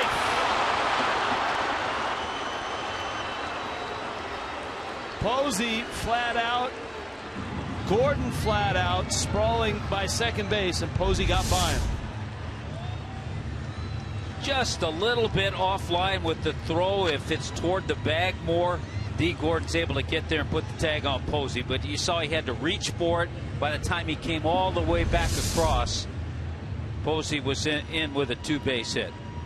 Good hustle on his part. Good hustle on Ozuna's part. The throw was just a little bit offline.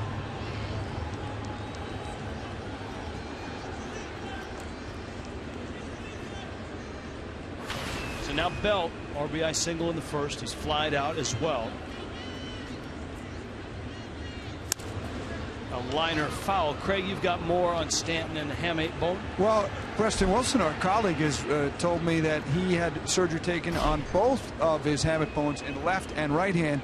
The left hand, the bottom hand for right-handed hitter during his swing, but he actually said he broke the right hamate bone sliding into a base, and they took it out. And 3 to 4 weeks, I think he was back. Yeah, for players and athletes in other sports have had it as well. Golfers have had it. Tennis players have had it. There's a flip and an out at first. Any sport where you really have to handle a racket or a bat, you're vulnerable to that break. The rehab time is short because once you have the surgery, you're not rehabbing necessarily from the injury, you're rehabbing from the surgery. Yeah, part of the rehab is letting the scar heal. where the incision is made. Your son had that, right? That's right. He had it in college and missed about a month. Paul wants to know, what's the status of Henderson Alvarez with Jose on his way back on Thursday? Alvarez pitched a bullpen today. My guess would be 2 to 3 weeks, and that would put him post All-Star break. He's going to have a couple of rehab starts, 2 or 3, get some game activity.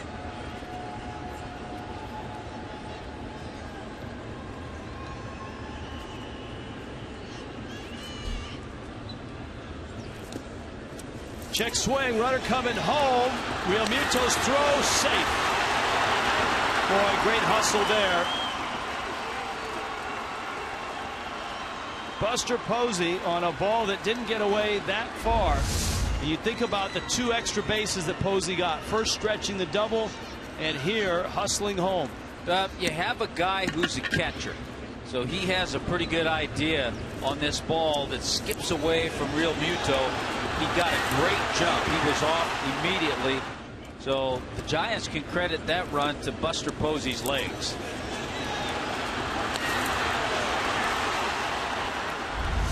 It's a big run. It's now a 1-run game. Crawford pulls it foul. So the legs, as a first baseman, a little fresher tonight for Buster Posey.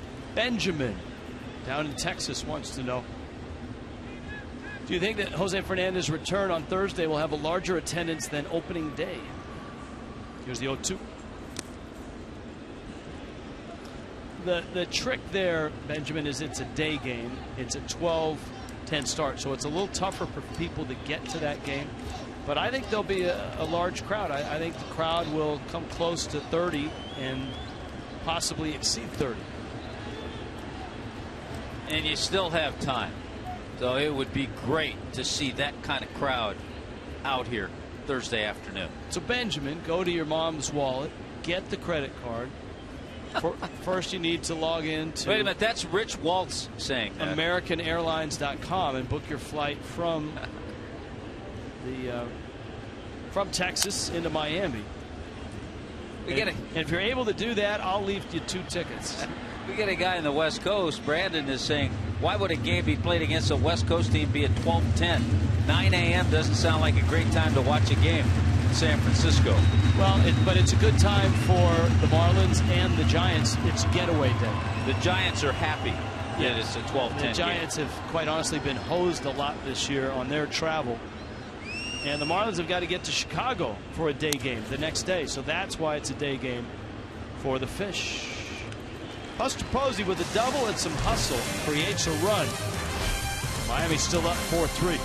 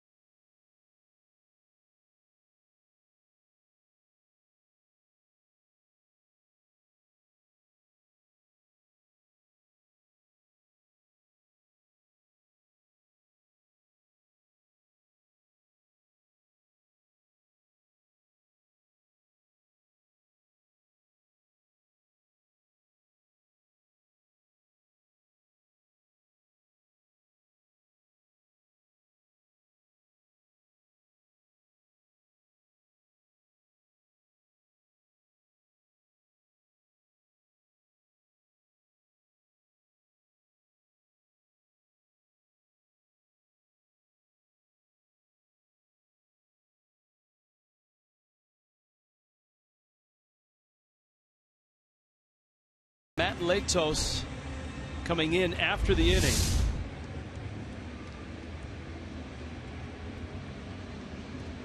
Latos with a 4-3 lead. I think Latos would like to go back out there. He's thrown just 90 pitches.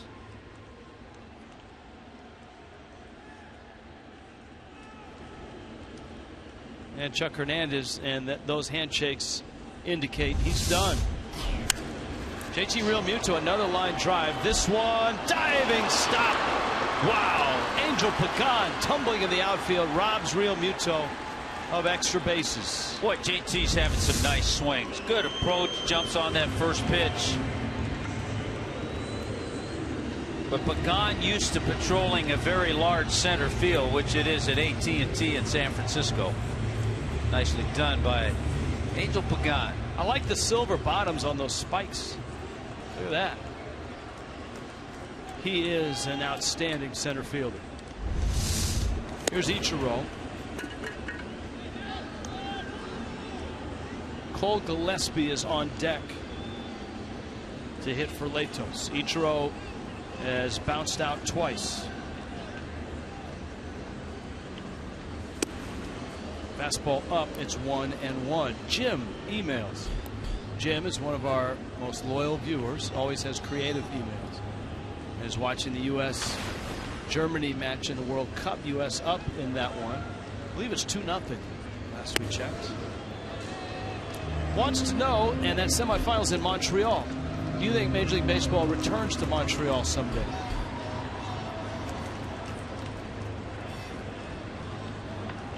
I can't say no. Just have the feeling with the low attendance in St. Pete for the Rays. I don't know what the status is with Oakland. Are they ever going to get a new ballpark? I think they just extended their lease, though.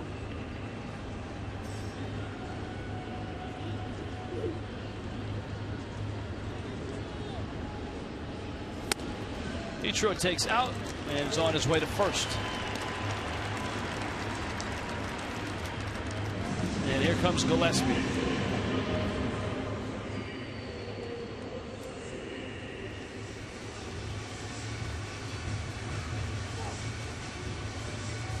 A reminder that you can tweet your strongest fan photo from T-Mobile. Use the hashtag FLDataStrongFan. You just might see yourself in an upcoming telecast. It's brought to you by T-Mobile. Ichiro diving back. The second part of Jim's question, do you think Major League Baseball returns to Montreal someday, is do you think Major League Baseball will expand in the next 20 years? And if so, where would you put the new teams? You're really kind of running out of markets. I think you have to first make sure the existing 30 teams are solid. Which is either getting a new stadium in St. Pete, new stadium in Oakland, or moving those teams to maybe one of the markets that they've talked about. Yeah, you hear about, not only have you heard about Montreal, I heard the other day about Quebec City. Charlotte is a big town, growing. Charlotte has a brand new downtown minor league park. I would expect you'd be able to expand that to a major league park. Portland has done tremendously well for television ratings for Seattle Mariner games. Though the Mariners might claim that as their territory, it's still a ways away. Here's the 0-1. They would have an Orioles Nationals thing going on. Yes. TV. Oh, it'd be a great that would be a great rivalry. And I think baseball in Portland would do well. I think that's the sport down there really. Would it have to have some kind of retractable? Possibly, but the AAA and minor leagues have operated in and out of Portland for a long time. Played in that AAA ballpark in the late 60s. That's now a soccer only stadium, and I believe they play some college football in and out of there. That's a great old ballpark in downtown Portland. Ichiro, the runner at first. But it's going to take to get to Montreal, it's going to take an agreement and probably shovel in dirt for a new ballpark for Major League Baseball to even consider going there. There's no way they're going back there without that. I agree. But if they get that, I think they go back. It's a huge market. They've supported winning baseball. People forget late 70s when they had a run, just tremendous teams. The attendance was terrific. The attendance was 2.8, 2.7 million. And the fans up there, very passionate. You know, in the Northwest, that's the area that produced Cole Gillespie at the plate. He's an Oregon State Beaver. Played on one of those national championship teams at Oregon State. Swings and misses, and it's 2-2. So it's a little tougher for a guy who has been playing every day, which Gillespie was in AAA. He gets that call up. Obviously, he's happy to be here, rather be here than in AAA. But all of a sudden, the at-bats are a little more sporadic.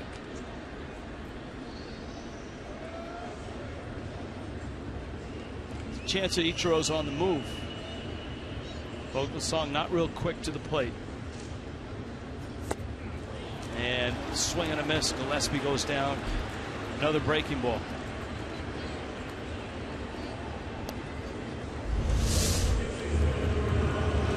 Well, he went right back with the same pitch.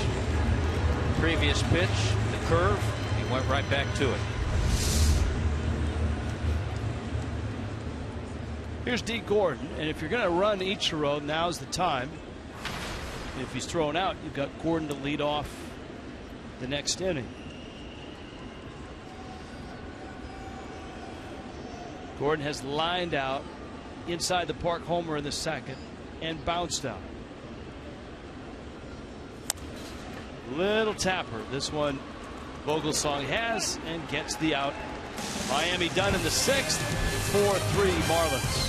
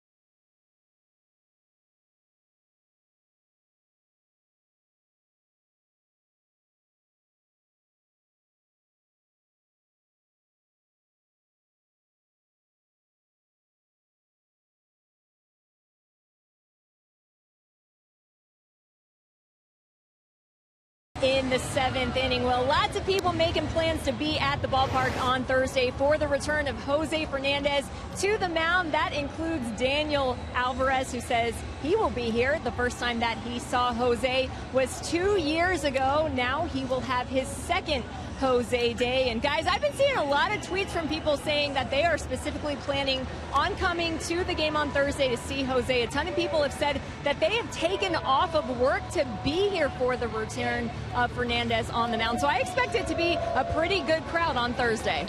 Jess, it's a special telecast for us. Fox Sports Florida has picked up the game. 11:30 for Marlins Live, 12:10 first pitch. What will you be doing on the telecast?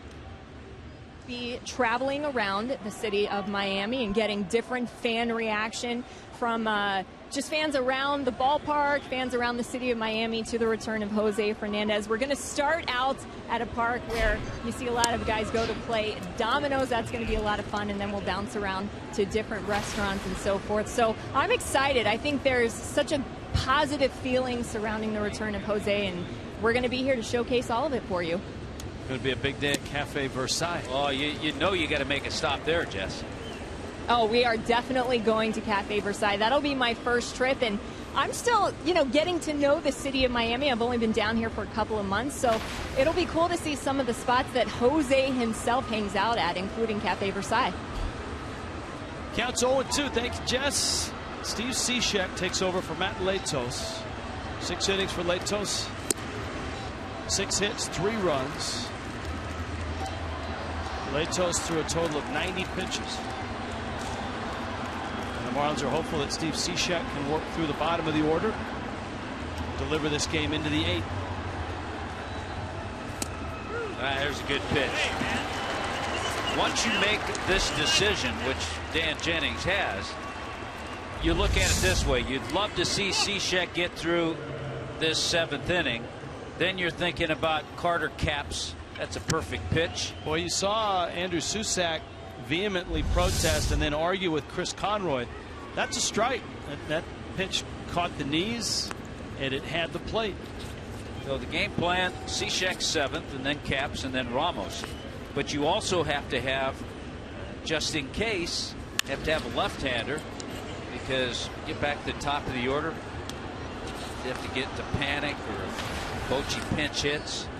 So those are the things going through DJ's mind. Gregor Blanco in the 8th spot, 1 for 2.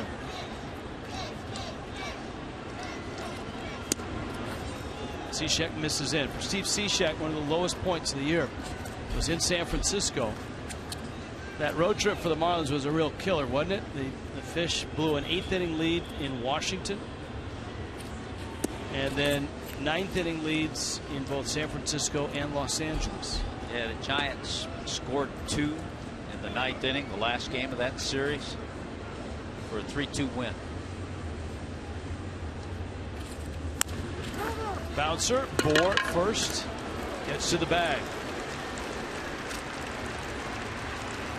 So 2 outs in Ryan Vogelsong's spot. The Giants will pinch hit. Looks like Travis Ishikawa.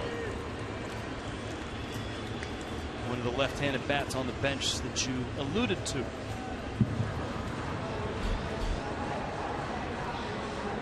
Giants bullpen is ready.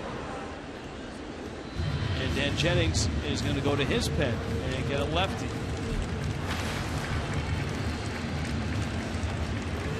Mike Dunn. Kendall Toyota called to the bullpen.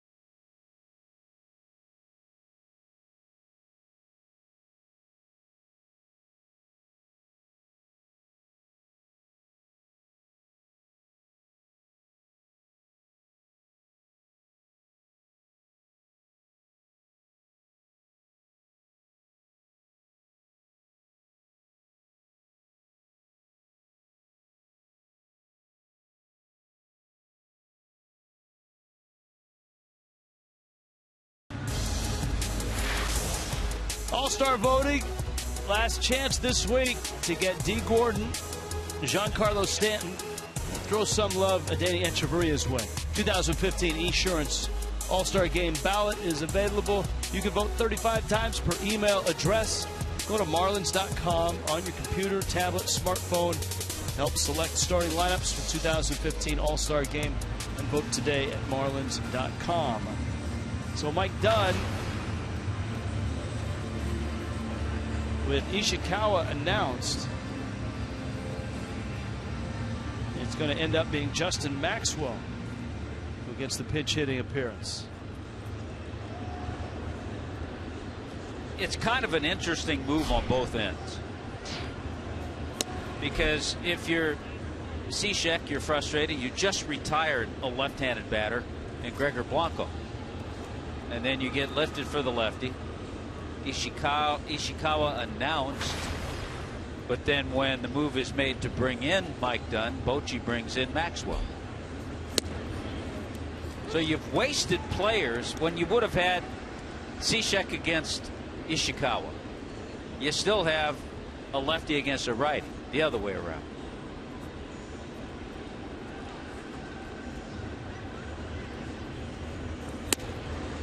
Dunn's fastball is and you up. had a guy in Cishek who was nice and locked in, looked like he was throwing well, and as I said, had just retired a left-hander. Letos threw just 90 pitches. And he goes 6.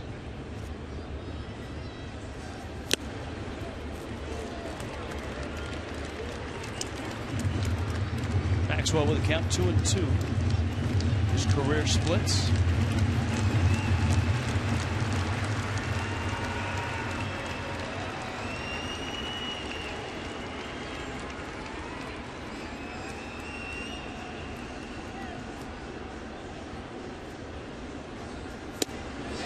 Struck him out. Mike Dunn comes in. Well, wait a minute. Boy, the whole infield moved. Real Muto moved. Mike Dunn moved. Chris Conroy, the home plate umpire, budged for just a moment. Take a look. See where it was on Fox Tracks. Boy, it was a good fastball.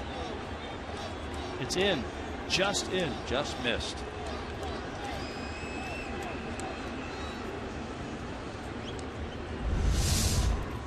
(3-2). And he lost it. Well, Conroy stuck the call. It was a ball. Maxwell ends up walking. And now here is Pagan.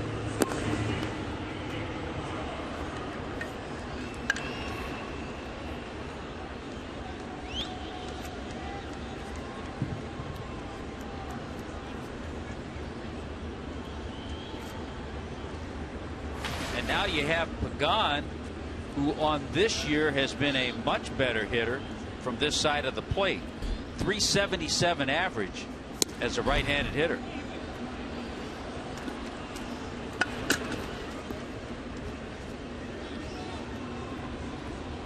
Pagan is not homered this year. You got Maxwell at first. 2 outs.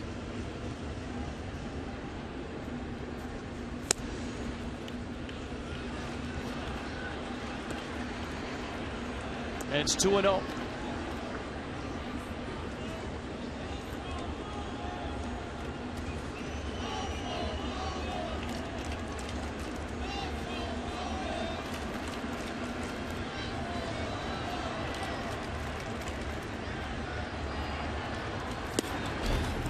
That's a ball, and it's 3-0.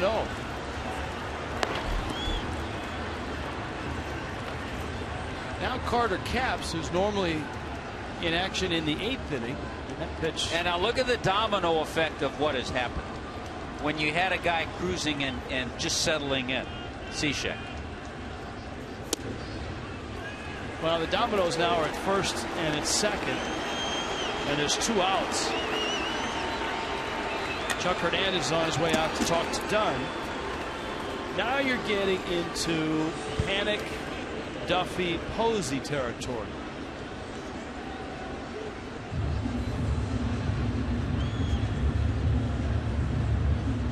(4-3) Miami on top. The inning started with the Marlins lifting Matt Latos. Latos was lifted for a pinch hitter, Cole Gillespie, with a runner at first and 1 out in the 6th. That brought Steve Cishek out of the doors from the bullpen. Cishek struck out Andrew Susac, got Gregor Blanco to bounce to first. Mike Dunn arrived, and he's walked a pair. If you're just joining us from Fox, first of all, congratulations to the U.S. women's team, who has won their semifinal match against Germany.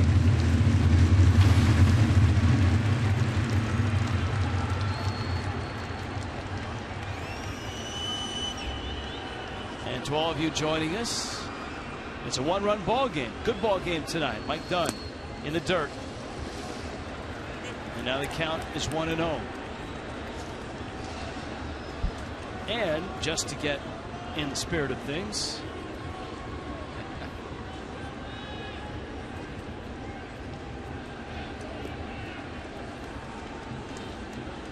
we came with props.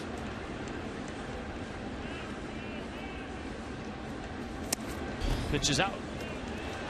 And there they are, the props. Look at that, very nice. Oh, look, you get. Oh, look at that. How about that? Very nice. Very nice.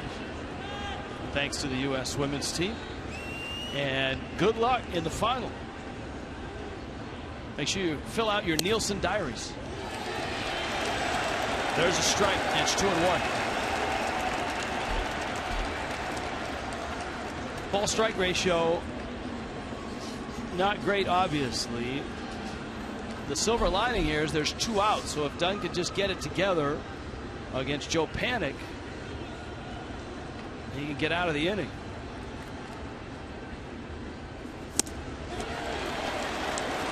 We were starting to panic about our booth shot. That's right.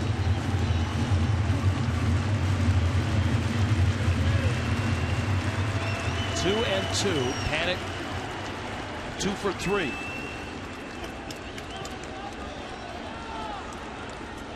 Maxwell's at second. Pagan's at first. And he got him. Mike Dunn comes back and strikes out Joe Panik. And the Giants leave a pair. 7th inning stretch in Miami. 4-3 Marlins.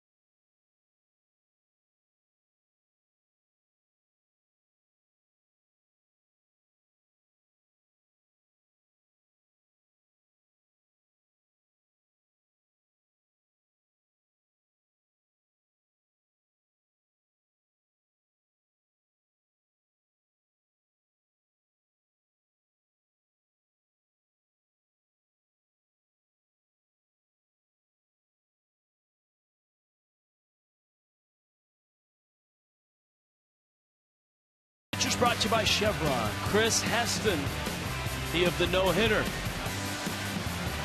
A Florida native with a lot of friends and family coming to the ball game. Dan Herring goes for Miami. Starts tomorrow night, 6:30 for Marlins Live. Chris Heston, a no-hitter, recent no-nos, and boy, haven't the Giants had a nice run, starting with Jonathan Sanchez back in 2009, a perfect game from Matt Cain, a pair by Tim Lincecum, both at the Padres' expense, and now Chris Heston.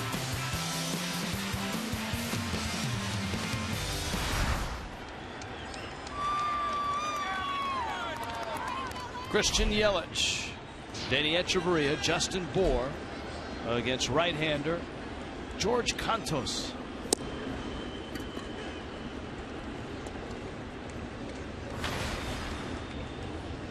You and I talking to Dave Righetti before the game, basically saying that they felt pretty good about their bullpen. Yelich, that's inside the line, down the line. Yelich is in with a double, and the resurgence of Christian Yelich continues, his 7th double of the season. And you know what? You have to feel pretty good about that swing. A walk, a double tonight. Stays right on it. Look at how his head stayed right on that ball as he took it the other way, right where it was. It looks so easy to do that. It is not. But Yelich made it look easy.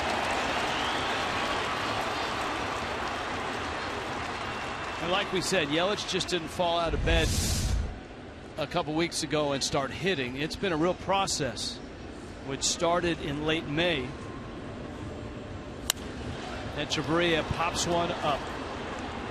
Marlins with an opportunity to get Yelich over and then try to get him in. They don't get him over. Not a good attempt.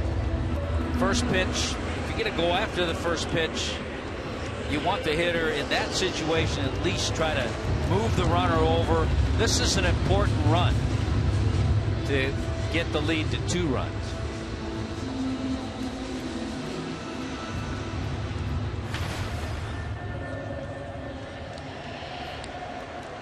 Now Justin Bour. Of course, if Justin Bour hits one about 450 feet, it won't matter. Bour homered in the 3rd. He lined to center in the 5th.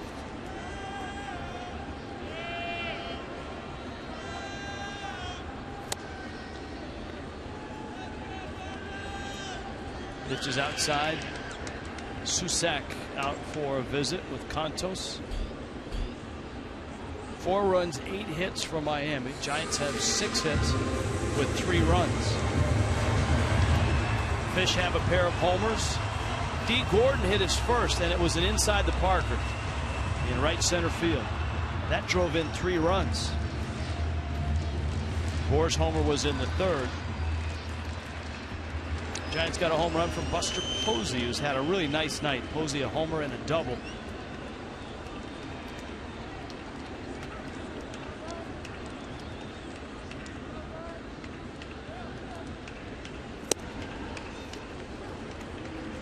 Striking, it's 1-1.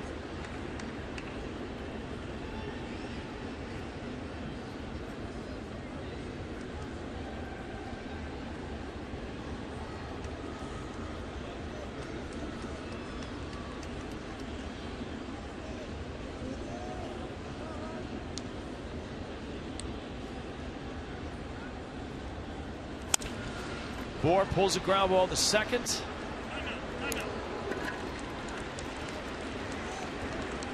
And there's 2 outs. And here's Marcell Ozuna. Still time to get that run in, but if the Marlins fail to, it just goes back to our conversation that we all had on the day we found out Giancarlo was going to go on the disabled list and miss a number of games. Conversation was, it's a team now that's going to have to do all those little things. And that's 1 through 8 in the lineup.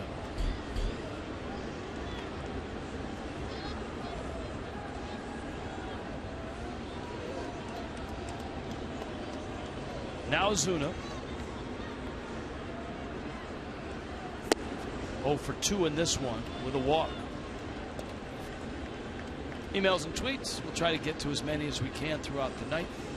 If we haven't been able to get to yours, give it our best shot.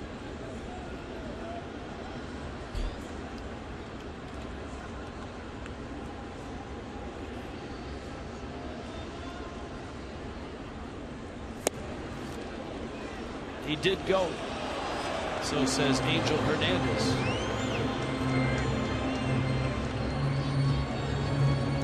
Scott Berry, Ted Barrett also on the bases. This is a Chris Conroy game behind the plate.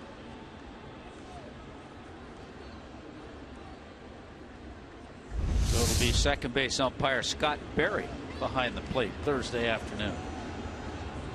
It's going to be a fun game for everybody. Fans, players, umpires.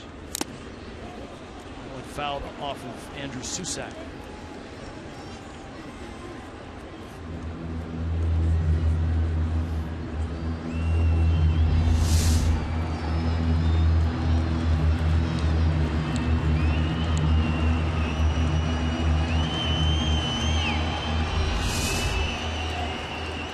One and two.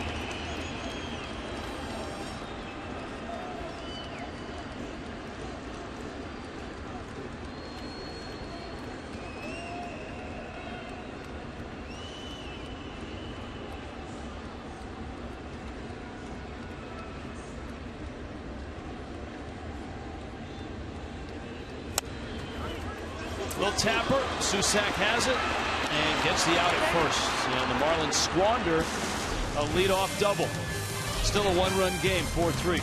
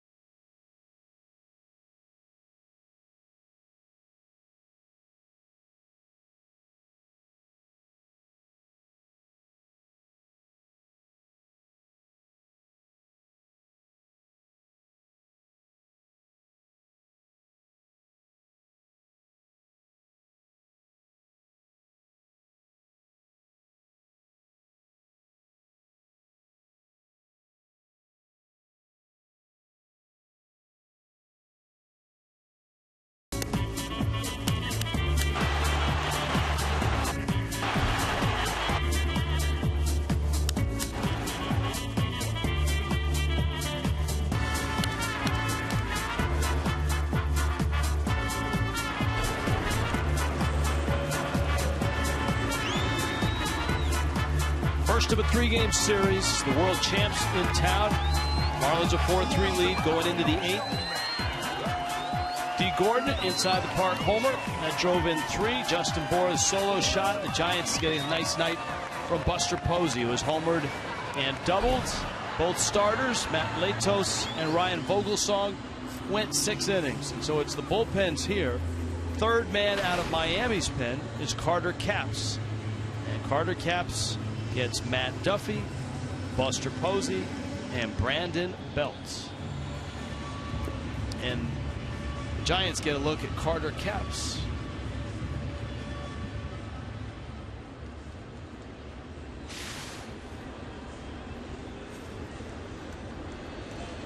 Boy, the numbers are just stunning on the Carter Capps line. Giants did not see Carter Capps in that 4-game series. Remember, Capps went down to the minor leagues to iron out a flaw in his delivery. And since he's been back, he's been just about untouchable. Nice play.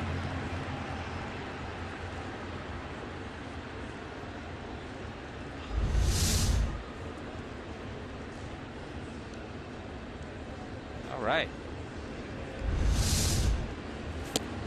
There's the slider to Matt Duffy. Tress with a good treat. He goes, I just want the fish to score another run so I can get 50% off my Papa John's online tomorrow. Oh, yeah. And I'm also ready for number 16. Hashtag Jose Day.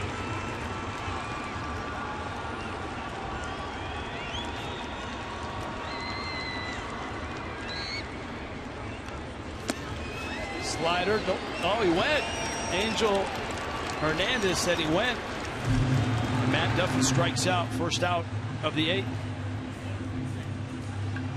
Tomorrow night is also a Chevron Crazy 8 Wednesday. Giants and Marlins. Bring your Chevron gas receipt, 8 gallons of gas or more, to the Marlins Park ticket office. Get your choice of an $18 Lexus Legends level ticket or a $28 home plate box ticket. Since Carter Capps came back up, his ERA is 0.96.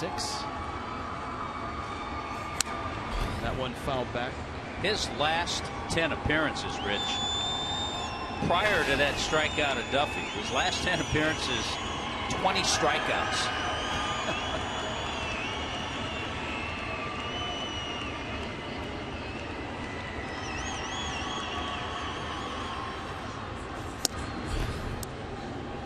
Pitch misses out. 99 miles an hour. To Buster Posey, the homer in the 3rd off of Latos. Also doubled in the 6th. Was moved up on a ground ball, and then with 2 outs, scored on a wild pitch. And to get the double and to score on the wild pitch, Posey, good base running in both cases. We talked about the RBI binge Posey's been on with his home run. 18 RBIs now in his last 10 games.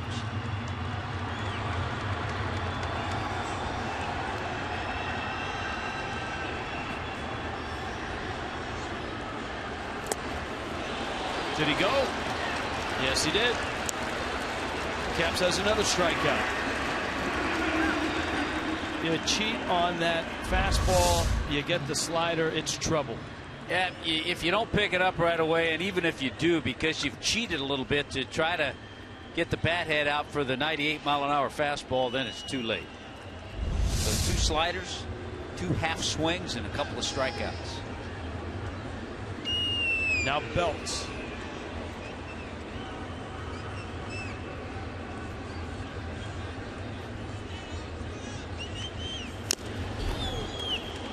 .99 miles an hour with the fastball.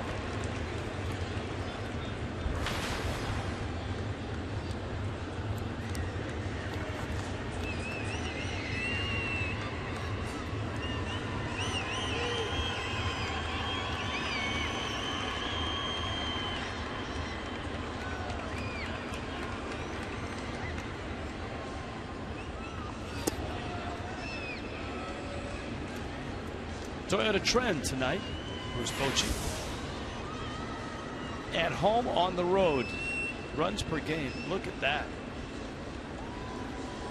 A 1.5 difference for the Giants on the road. That's why they've played so well on the road. They've won 15 of their last 21. They have the best record in the National League on the road. Backdoor slider. Got a call. Yeah, he did get a call. That one in the dirt. 2-2.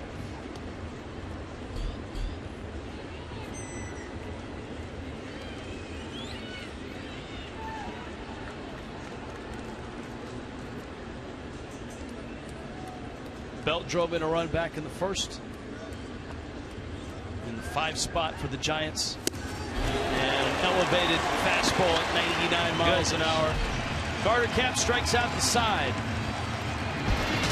Bottom of the 8th coming up in Miami. Tough catching up to that.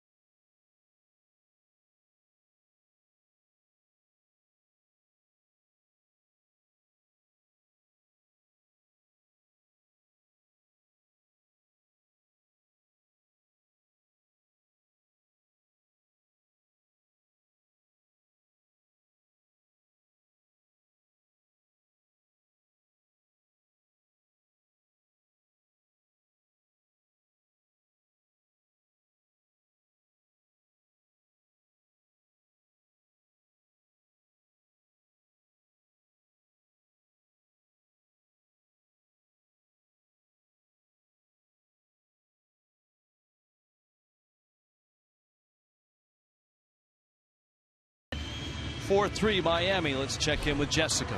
Yeah, Rich, 3 up, 3 down for Carter Capps. We have seen him come in and get strikeouts left and right, and a big part of that is because of his approach on the mound. He told me that he's trying to stay unpredictable. He said the guys expect him to throw a fastball, so he's been relying heavily on his secondary pitches. And Rich, Tommy, whatever he is throwing, he is having success. You guys said it. The numbers for Carter Capps have been unbelievable so far this season. 38 strikeouts, 18 appearances. Yeah, 38 strikeouts and 20 2/3 innings. Wow. He leads all major league relievers in strikeouts per 9 innings. Gene Machi.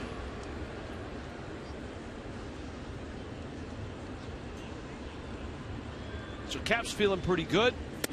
Marlins would love to add an insurance run before A.J. Ramos takes over in the 9th. Derek Dietrich, J.T. Realmuto, and then Ichiro. Miami had a great opportunity in the 7th. A Christian Yelich double opened the inning. But Adeiny Echeverria popped a short the first pitch he saw. Justin Bour and Marcell Ozuna bounced out. I'm just thinking, Rich, Carter Capps has to start getting a little national publicity. Yeah, that's a better rate than Aroldis Chapman, Andrew Miller, until he went on the disabled list with the Yankees.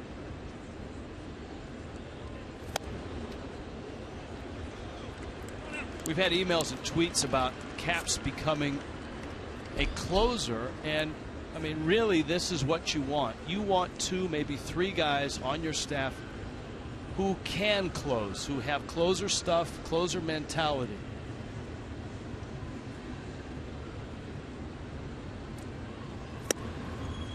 And Dietrich walks. I think in terms of pure stuff, you're not going to find too many guys in the major leagues that rival what he's got. No, without question. From the funk in his delivery to the triple digits he can hit with the fastball to the sudden command of the slider, which has taken him to another level. All right, the Marlins were unable to manufacture the run with the leadoff double in the 7th. They got a leadoff runner here. It's Realmuto, and then Ichiro, and then the pitcher spot.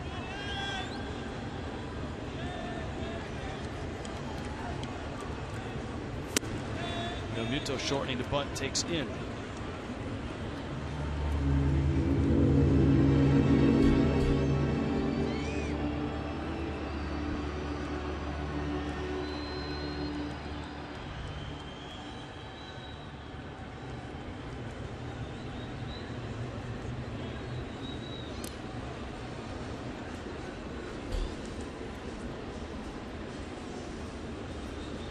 Full boat of action in baseball today, tonight,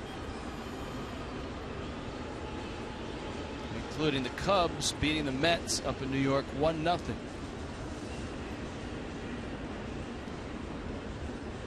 With the Mets offense, just 3 hits. The Cubs had only 4. Did you see who closed that game for the Cubs? Your buddy Jason Mott. Jason Mott been putting together some solid innings, 7th and 8th innings.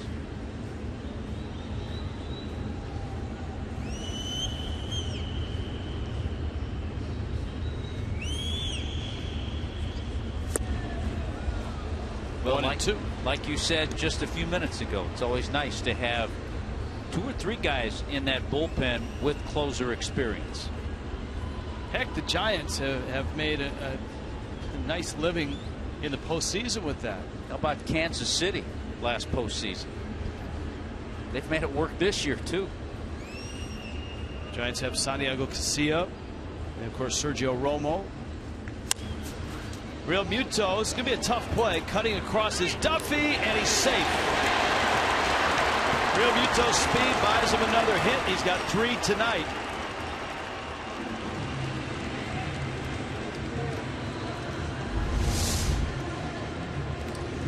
With him reaching for that breaking ball a little bit out front, he got out of the box in a hurry. And Duffy did everything right, but Realmuto's speed beat it out. Well, yeah, 3-hit night for JT.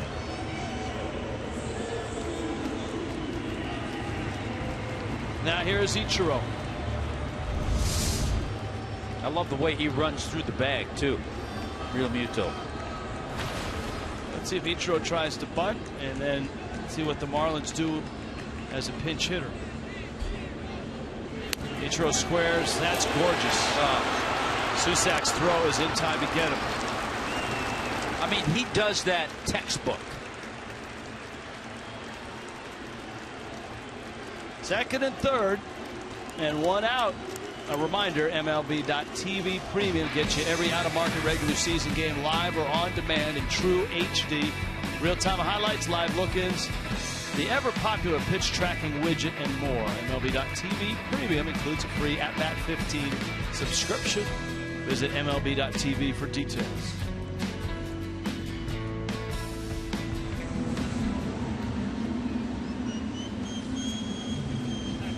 It looks like Miguel Rojas.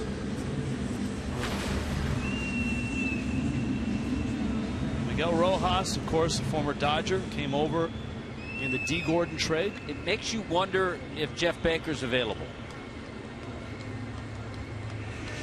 Oh, without a doubt. Pretty sure he is, so I'm taking batting practice.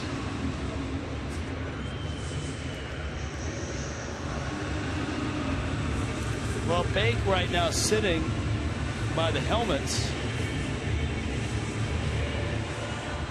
Is that an indication to you that he is available? The fact that he's sitting by the batting helmets? He doesn't look real happy. He's in there with his arms crossed. But you got a guy who had such a terrific year last year, pinch hitting, an experienced guy. Just makes you wonder if he's available. Well, the Giants going to bring the infield in. Rojas, who got a start in the Dodgers series. Rojas got a start Saturday night. Was 0 for 3.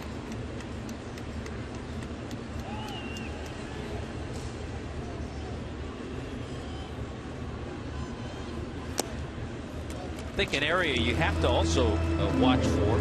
I'm sure Bruce Bochy's thinking about it. You have to think about a squeeze in this situation. On the homestand, by the way, the Marlins 3 for 47 with runners in scoring position.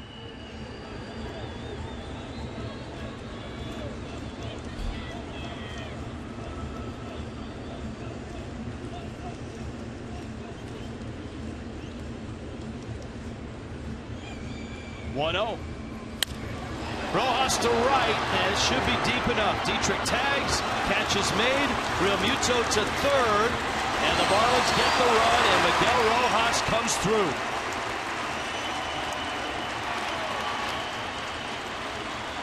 Nicely done, and one of the first to greet him, Jeff Baker. Now the situation of a guy who'd been playing every day in New Orleans and having a pretty good offensive year for someone who's always just been known for his glove. And he was hunting for something up, it looked like, and he got it, and he punched it to right. Kendall Toyota called to the bullpen. Javier Lopez coming in for the Giants.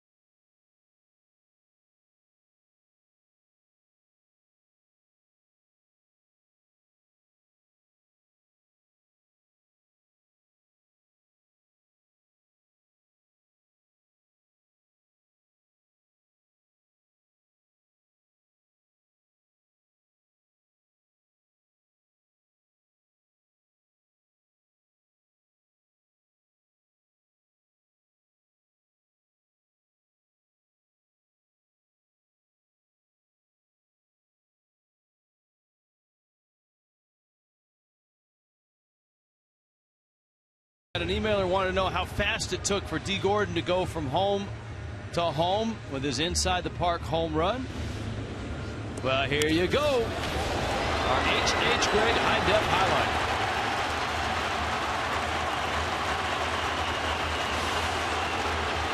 And down the stretch he comes. And you know what? The last leg was the fastest from third to home. 14.1 unofficially. Of course, that was hand timed, so still an extra run sitting out there. JT Realmuto at third base. And the sidewinder, Javier Lopez, who really is a lefty specialist. Bruce Bochy, very precise in how he uses it. Make sure that there's not a guy that might get lifted for a right-handed bat.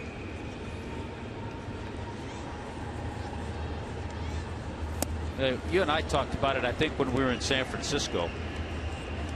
The consistency the Giants have had over the last few years with their bullpen.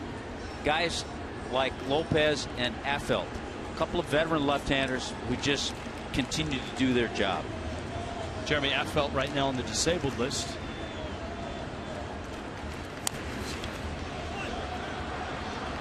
Lopez to first in time, and Gordon is out. Miami adds an insurance run. A.J. Ramos for the ninth.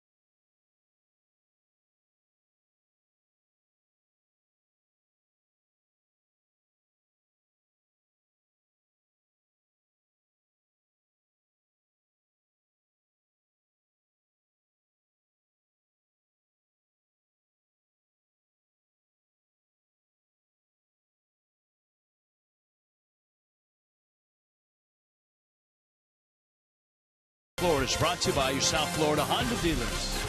By Kubota. For more information or to find a participating dealer, go to FloridaKubotaDealers.com. By Florida Coast Equipment, Florida's largest Kubota dealer. Visit us at FloridaCoastEQ.com.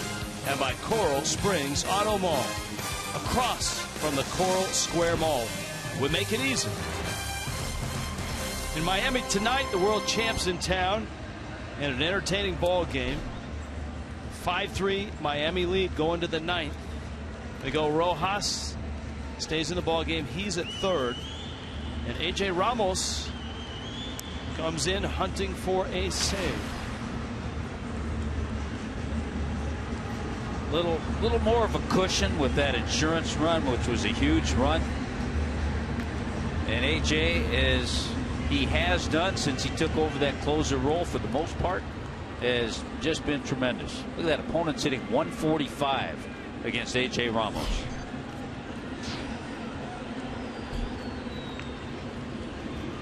Brandon Crawford on an 0 for 3 night. Ramos fires a strike.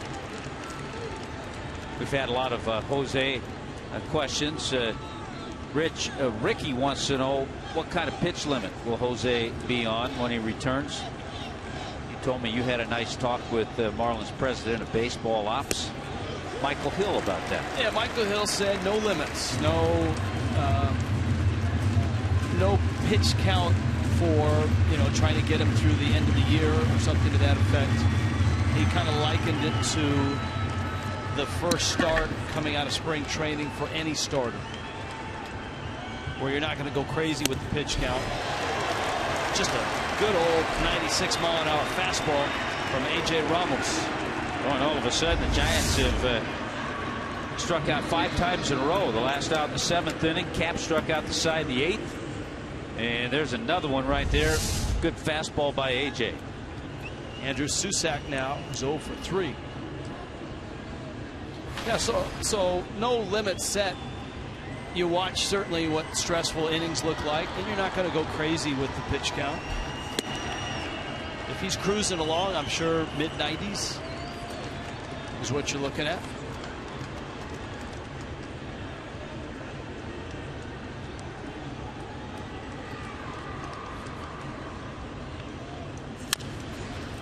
Tapper to third. Rojas bare hands. Bour got it. Wow! And then fell on his face in traffic. You talk about a great play on both ends. And remember the defensive change with Rojas getting the sac fly as a pinch hitter and staying in the game. Now the Giants will review it, and so will we. Bare hand from the hip and then laying out Justin Bour. Wow, look at that pick.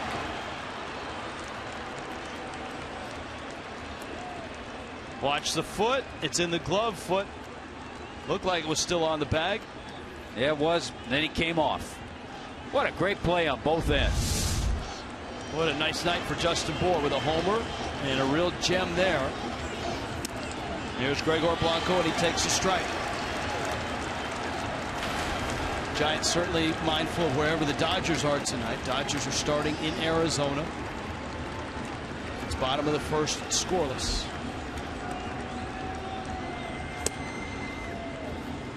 Ramos misses.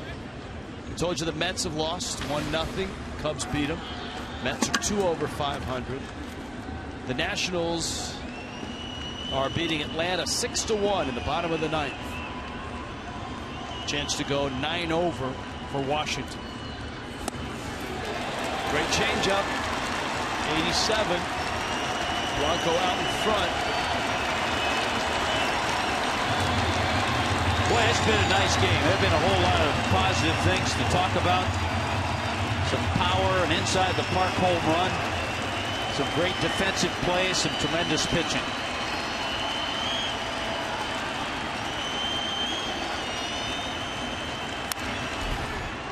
Bour has it. Flips. Ball game. Miami captures game 1. And they do it with a lot of good stuff tonight. From a start by Matt Latos, 4 relievers work. D. Gordon inside the park home run. Justin Bour an upper tank home run. Another hot night from JT Realmuto as he smacks 3 hits. And don't look past that sacrifice fly by Miguel Rojas in the 8th. 5-3. The Marlins beat the Giants. Well, the Marlins finished the month of June on a nice note. Now it's just a matter of consistency and carrying that over. For Matt Latos, his 3rd win. Brian Vogelsong saddled with the loss. He's now 6-6. And A.J. Ramos nails down the save. Game 2 tomorrow night, and of course Game 3 on Fox Sports Florida with Jose Fernandez versus Matt Cain on Thursday, 11:30 pregame, 12:10 first pitch.